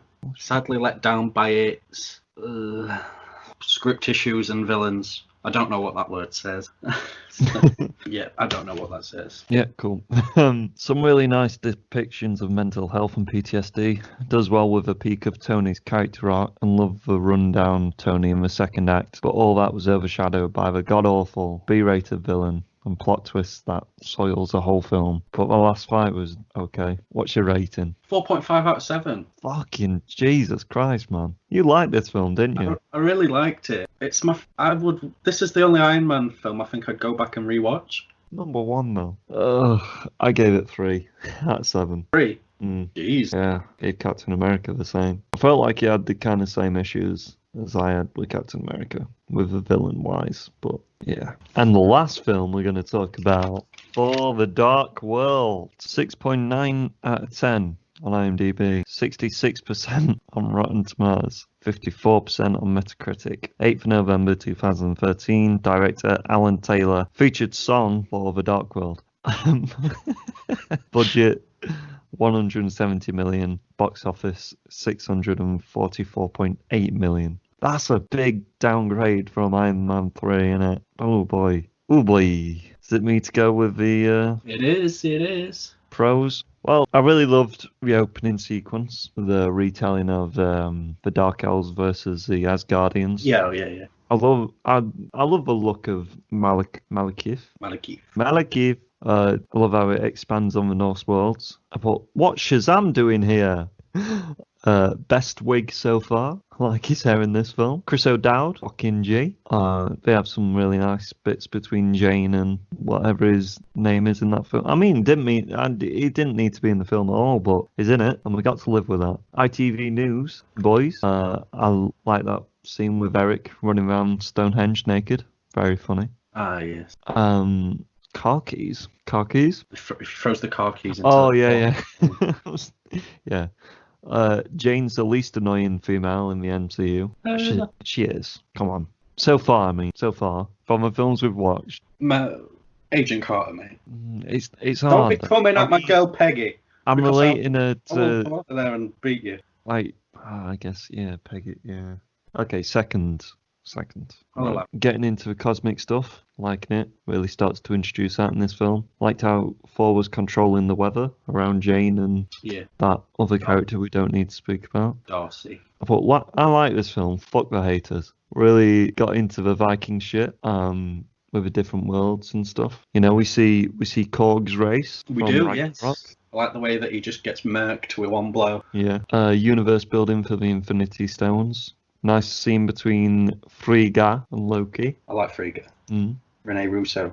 Underrated actress in general. Definitely, yeah. In general. Yeah, that scene was really nice, seeing the mother and son relationship between her and Loki. So it kind of broke down Loki's a cool anti-villain. He's actually got problems, though. I really like the look of all the Dark Elves. I feel like they did well with mixing cosmic and like fantasy elements. Heimdall versus the ship was pretty cool. Yeah. He runs and murks a ship, and then he's like, fuck, there's a lot of warships. I like that invasion scene. Frigga's death and funeral was very pretty. Very pretty. with all the little glowy lights and the That's how my Viking death. funeral's going to be. I want a Viking death, mate. Me Put on me in a boat. River Ryton. Yeah, fire an arrow. Shopping trolleys and jogging needles and condoms. Yeah. Me, good times. It gets into the aftermath of Eric's brainwashing shit, because his mind's been expanded across the worlds. Not that fucking expanded, mate. You put a failsafe in. That's because he's got a bigger brain than fucking Tesseract, mate, hasn't he? I hate Thor realising his father's a cunt. Because in the first Thor film, I kept on saying, everyone in this family is a cunt. Odin's the biggest cunt. Oh, And big now time. Thor finally realises, he's like, wait a bit, Dad, wait, we gotta sort this shit out. And Odin's like, nah, it's alright, mate. And then he breaks Loki out, he's like, come on, I'm gonna defy our parents. Yay, teenage angst. I like the bits between Loki and Thor, their little brother adventure I like bit. the brotherly relationship is good, yeah. Captain America, nice. Boy. Nice little cameo. Yeah, just put Loki and Thor are funny. Escape from Asgard scene was cool. Double crossing plan with the. I remember watching that first time and I was like, fucking, he's just cut Thor's arm off here. What the fuck's going on? Yeah. That was really good. I liked all the stuff in the Dark World, to be fair, with the little encounter between them and yeah, just for trying to blow up one of the Infinity. It's not really an Infinity Stone, is it? It's an Infinity Liquid, and then that backfiring. But I've got to admit, after this point in the film, it does fall apart. There's an elevator of darkness. That's what I thought. Yeah, when the spaceship goes to wherever in the UK. London? Yeah, it's somewhere in London, though, isn't it? Oh, how many does this train go to? Where does he ask? To Google, mate. Google it. Greenwich. Greenwich. That's it. Yeah. And then Malekith comes down in his elevator of darkness. Just seemed really weird. The whole design of that ship's. I liked the elevator. I liked the teleporting through worlds fight with Malekith and Thor. That were cool. And then I've just put sneaky Loki. Loki's a sneaky boy again at the end, where he's Odin. And he didn't actually die, kids. I mean, he does have a good death, though. But he didn't die, did he? So, and that's all my pros, me old China. What have you got for us? Ooh, look, Loki again. There's a bit where you see Thor topless. Yeah. And at the beginning, I just put, oh, he's buff. But it is very much reverse male gaze in it. Yeah. You know. I was going to put that down, and I was like, I feel like we've talked way too much about Chris Hemsworth's physique. You know, we talk, you know, the male gaze theory by Laura Mulvey. It's a famous film theory.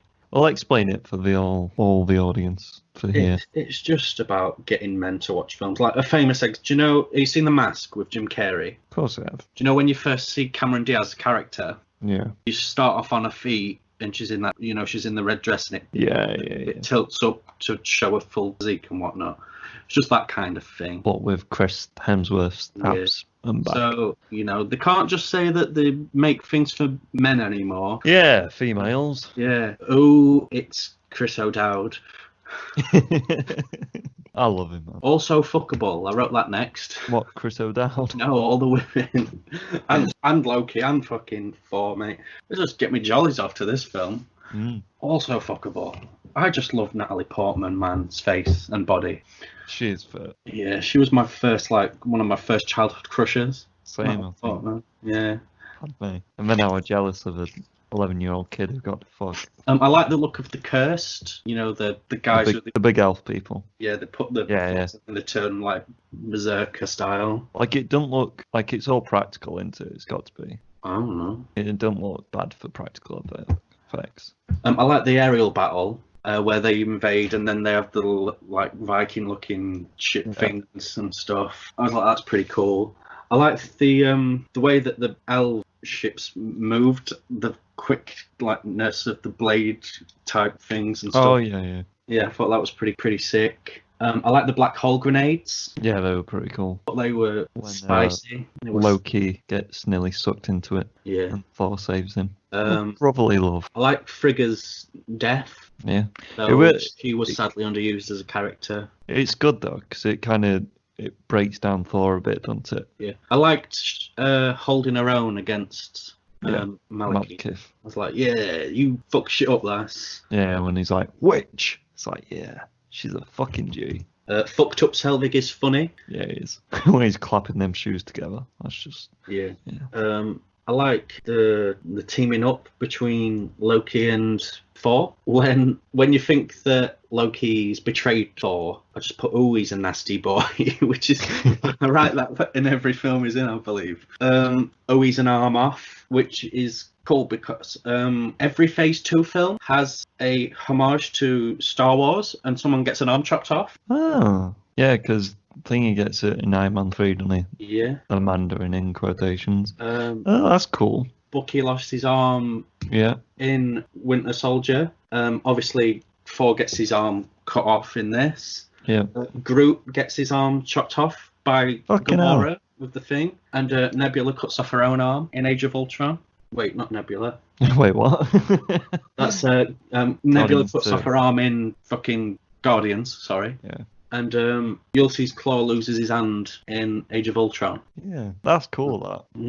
Yeah. Rip Loki again. Yeah. How many times is he going to die? Yeah, I know. I liked Thor hanging up his hammer on the coat hook. Yeah. That was my favourite bit in the thing. Owie's an arm off again. Someone else gets their arm cut off, apparently. I don't know who, but I wrote it. Fair. Someone. Oh, yeah, they keep sending bits of Malekith to different areas with their portal device thing. Yeah. And his arm gets offed. Oh, Loki's not dead again. Not many pros from me there. They used the brothers. What is it? The brothers. The brothers 3. A lot more in this. So. Yeah, I liked the way that they held off the guys. Well, they didn't use the Asian one as such because he stayed on his home planet or whatever. Yeah. At the beginning. So Sif, poor Sif, she wants his love. Yeah. I'd fuck her. I have. Oh, that's nice. Hopefully Civ and Civ. And the woman from Ragnarok will get it on. Yeah. Valkyrie. It's a shame Sif's not been in anything since this. She's in one episode of Agents of S.H.I.E.L.D., I believe. Well, that's it. She's not in Endgame in the woman bit. No, I don't see it. You don't see her. Oh, that's pretty depressing, isn't it? Yeah. But yeah, cons. That Odin is weird. And he has a very weird line. He said he's a piece of bread that needs to be buttered so heavily. I was like, did he just say that? Am I going insane? So that's just, what does that even mean? Who knows? I feel like it. Anthony Hopkins ad-libbing, to be fair. The Intern. Let's talk about The Intern. He didn't need to be in this film, did he? Comedy relief at its worst. The first scene between Jane and Thor, doing a weird laugh. I didn't understand why the crates outside the place was like piled on top of each other. Because the kids had been using the gravity field to move stuff. You know, like we were only in that one place, weren't it? No, it were an anomaly, like in a bunch of different. It moved and stuff. Okay, I'll let them off. Because it was like a crate Stonehenge. Yeah, I got that, but I was just like, is that Darcy? Didn't like her in this. Still annoyed me. Yeah, underused villain. However, that's been the case with most of these Marvel films. A sense of humour. Some of the humour is very distracting. That's all my cons, to be honest, because like the first Thor film, I was just enjoying it. You'll probably bring up some that I'll agree with, but I was just like, this is good. I'm enjoying this. Right.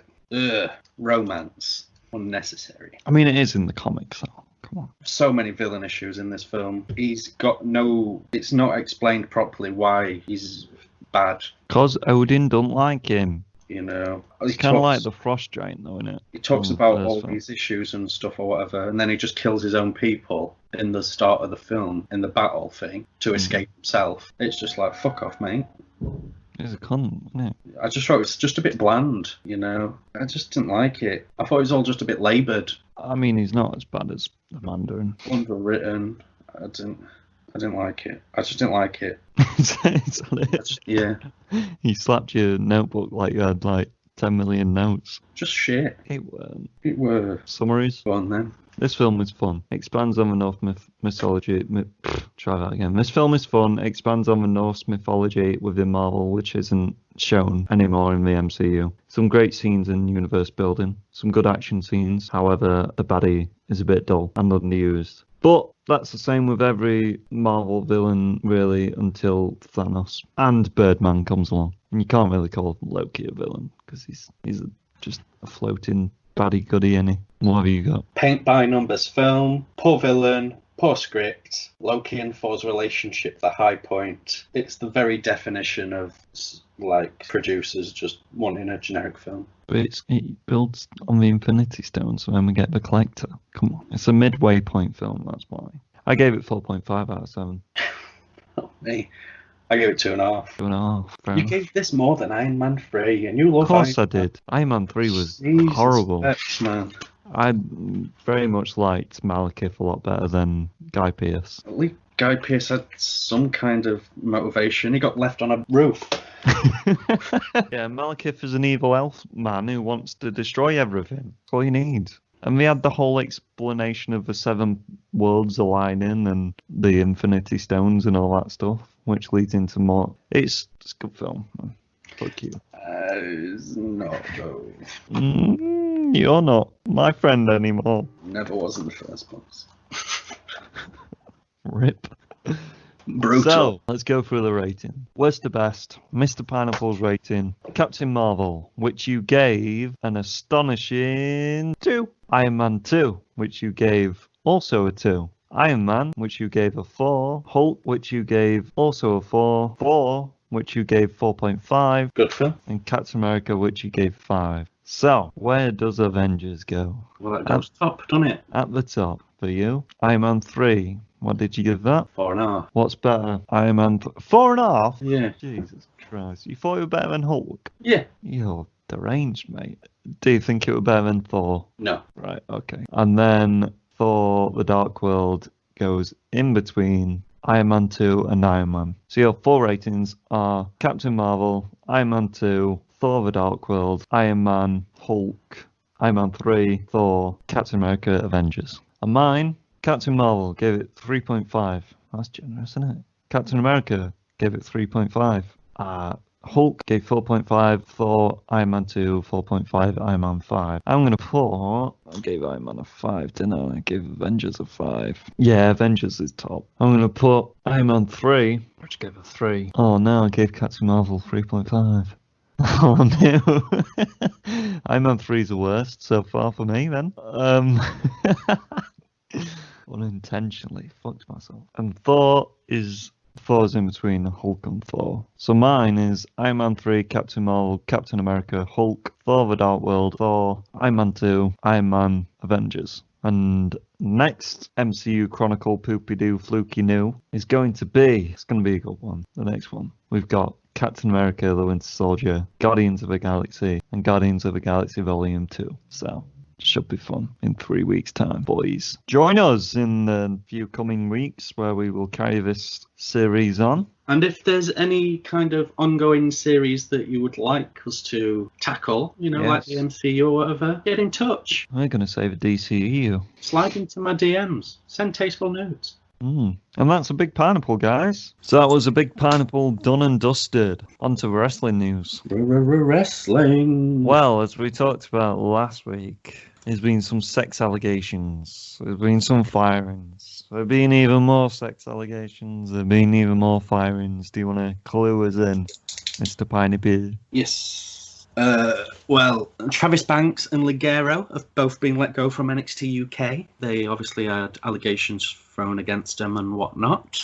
Michael Elgin's been banned from Impact, TNA, whatever you want to call it these days. There's been more allegations coming out against more people. Kurt Angle's had stuff against him. Brock Lesnar's had stuff against him. Other people on the indie scene and whatever have had stuff against them. But the Kurt Angle and Brock Lesnar will just be pushed under the carpet and never spoke about. Yeah. Especially Brock. Velveteen Dream might be getting released. We don't know yet. Marty Scurll might be getting gone from Ring of Honor. Oh, is that the villain guy? Yeah. Who was on Take Me Out that one time. But it's still an ongoing issue. We'll have to see what else occurs. Just don't fucking be a bad person, guys. It's not tough to not be. When they get a bit of fame, though, it's like us. Well, You got a bit of fame. Watch out. Slid into your mum's. Naive, innocent people. That'll probably get cut. Yeah, probably. Yeah. Is that all? Is that all the sex allegations and stuff? There's always stuff and that. Yeah, we'll talk about it when someone important gets fired. Tessa Blanchard, Tessa Blanchard. the contract and world title's been vacated. Why is this? What's she done? She's a woman who looks like a man. She was the Impact Heavyweight Champion. Yeah. She beat Man for the belt. Beat man for the belt. She was fucking quarantining in Mexico somewhere, and she refused to send any promo materials for them and stuff. And she's a bitch. Yeah. She's a well-known bully, a racist, and all this kind of shit. She's got a real ego. Yeah. That's why WWE didn't sign her multiple times. And then she goes and does this. So yeah, she's been fired. The title's vacated. Good. It was meant to be contested in a 5-way match at Slammiversary, but she's been fired. Obviously, Michael Elgin's been fired for all the sexual allegation stuff. So who knows what's going to happen in that. I can't see her getting hired by any of the big companies because of her attitude. I mean, her dad does work for AEW. He's one of the he's Sean Spears' manager. Oh, is he? Her dad's a famous wrestler. He's in the Four Horsemen. Tully Blanchard.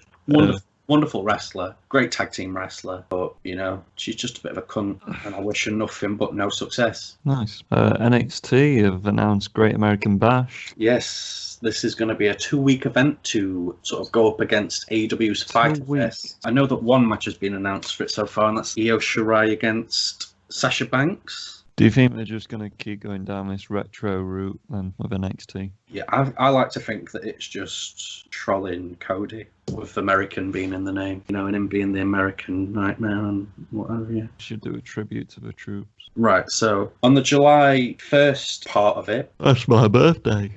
We've got Io Shirai versus Sasha Banks. It doesn't appear that the title is on the line. And on the July 8th part, we've got a winner-takes-all match between Adam Cole, the NXT champion, and Keith Lee, the NXT North American champion. I get the feeling that Keith Lee be taking them both, especially as Adam Cole's contract's still up in the air at the minute. And there's speculation of him jumping to AEW. Really? But who knows? Adam Cole's like the face of NXT. Who knows? I will just update you on the Extreme Rules matches that have been announced as well, which is on July the 19th. We've got Drew McIntyre versus Dolph Ziggler for the WWE Championship, Asuka versus Sasha Banks for the Raw Women's Championship, and Bayley versus Nikki Cross for the Women's Championship, and Braun Strowman versus Bray Wyatt in a Wyatt Swamp fight, which is not for any belt. I'm unsure what that means. Well, I did the promo on SmackDown, didn't he? When he changed back into old Bray Wyatt. Yeah.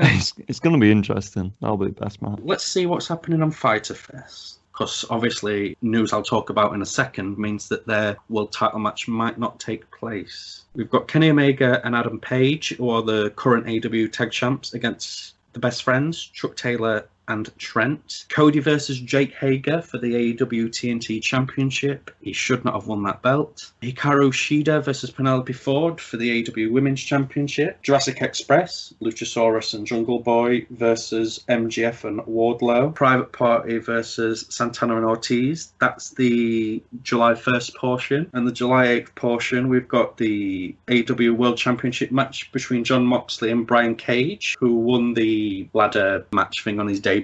Jericho versus Orange Cassidy, who are having a pretty cool feud at the moment. Lance Archer versus Joey Janela. I imagine Joey's going to get thrown for a lot of stuff. Nyla Rose versus TBA, my favourite wrestler of all time. Colt Cabana and the Dark Order. Brody Lee. Oh, Colt Cabana's turned heel against So-Called Uncensored. And then an 8-man tag team match, Fear the Revival, or whatever they're calling themselves these days. The New Boys and the Young Bucks versus the Butcher and the Blade and the Lucha Brothers. That'd be good. We've got to mention also AEW star, yes, Sammy Guevara.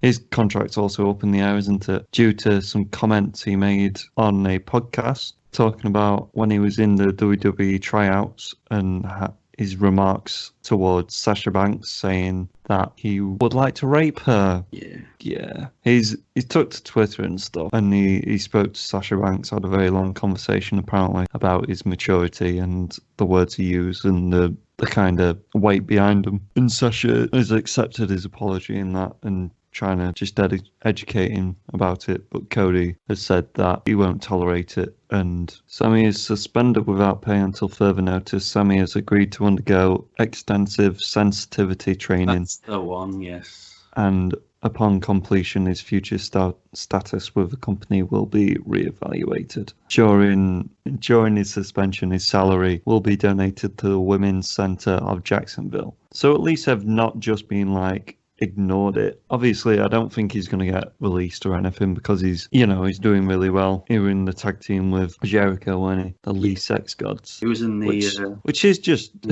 yeah, just a bad kind of... Inner Circle, that's the stable name, isn't it? Yeah. But yeah, relating back to what you were saying earlier, we've got a lot of wrestling coronavirus related issues, haven't we? We do. If it's not corona, it's fucking sexual abuse. And Vince has been fucked in the ass for his decisions. Yeah. Up to 24 potential people have been confirmed with COVID-19 in WWE. One of them being Renee Young, who is, of course, married to John Moxley, the AEW champion. Who's obviously set to have that match against Big Boy Brian. It won't happen, will it? No, probably not. But yeah, the WWE, apparently Renee's got a lot of heat backstage for announcing it on like Twitter or wherever, Instagram, wherever she announced it and stuff. They're like, God damn it. Because WWE is like a fucking dictatorship. It's a sheltered little company, innit? I don't understand why people want to work there. It's insane. Like, you get mad at someone for announcing that they've got this horrible infection. Disease.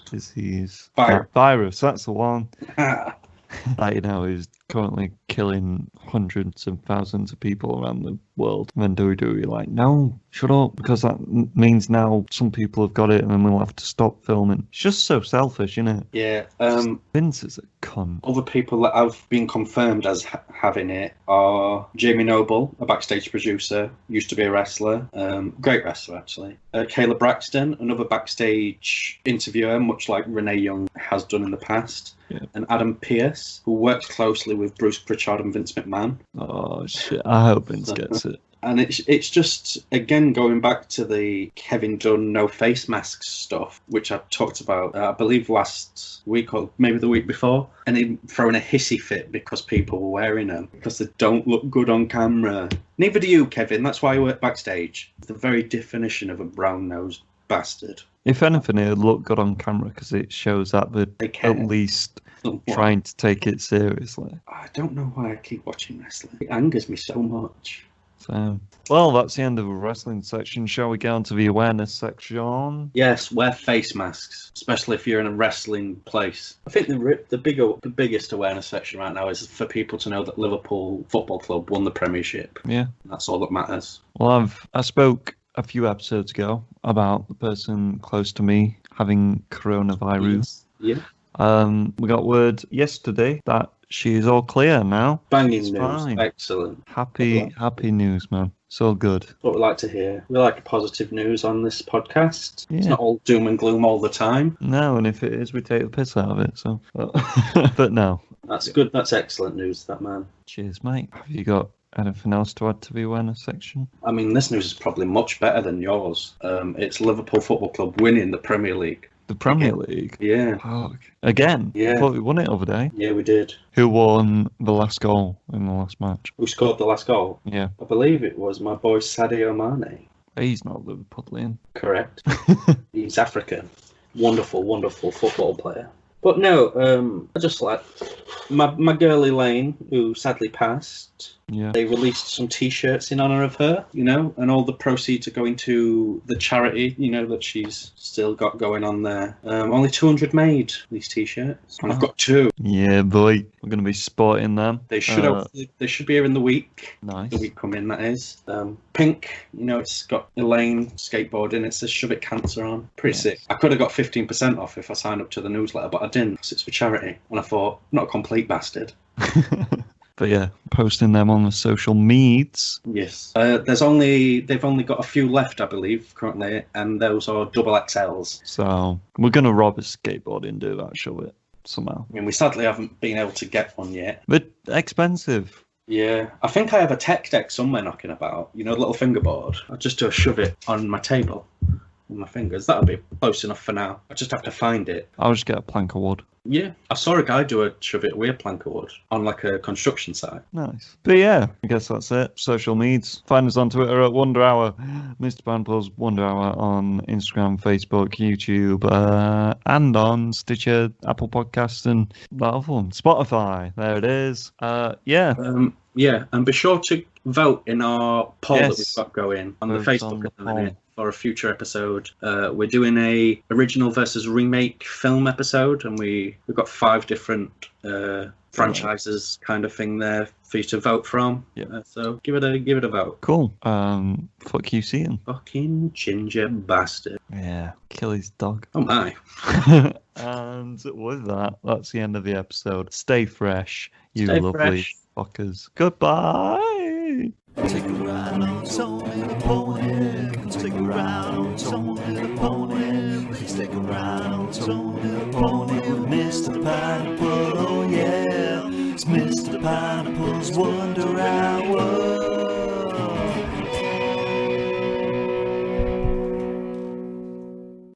Right, let's get into the headspace. Got a bit of an headache, so I'm like, ugh, but it's fine. Let's do this. Shall I just cancel? No, because I watched 3 Marvel films in a row. Not fun. You should have watched them over a period of days like myself. But Like a Last of normal Us person. 2. Wash, make this kitchen sparkle. And what that, boys? I guess it's Big Pineapple time, isn't it? Oh, we've got the biggest kitchen of all. You're right, mate. Big Cook, Little Cook, mate. Do you remember that show? Oh, that one where he squirted mayo all over his face and like it looked like cunt.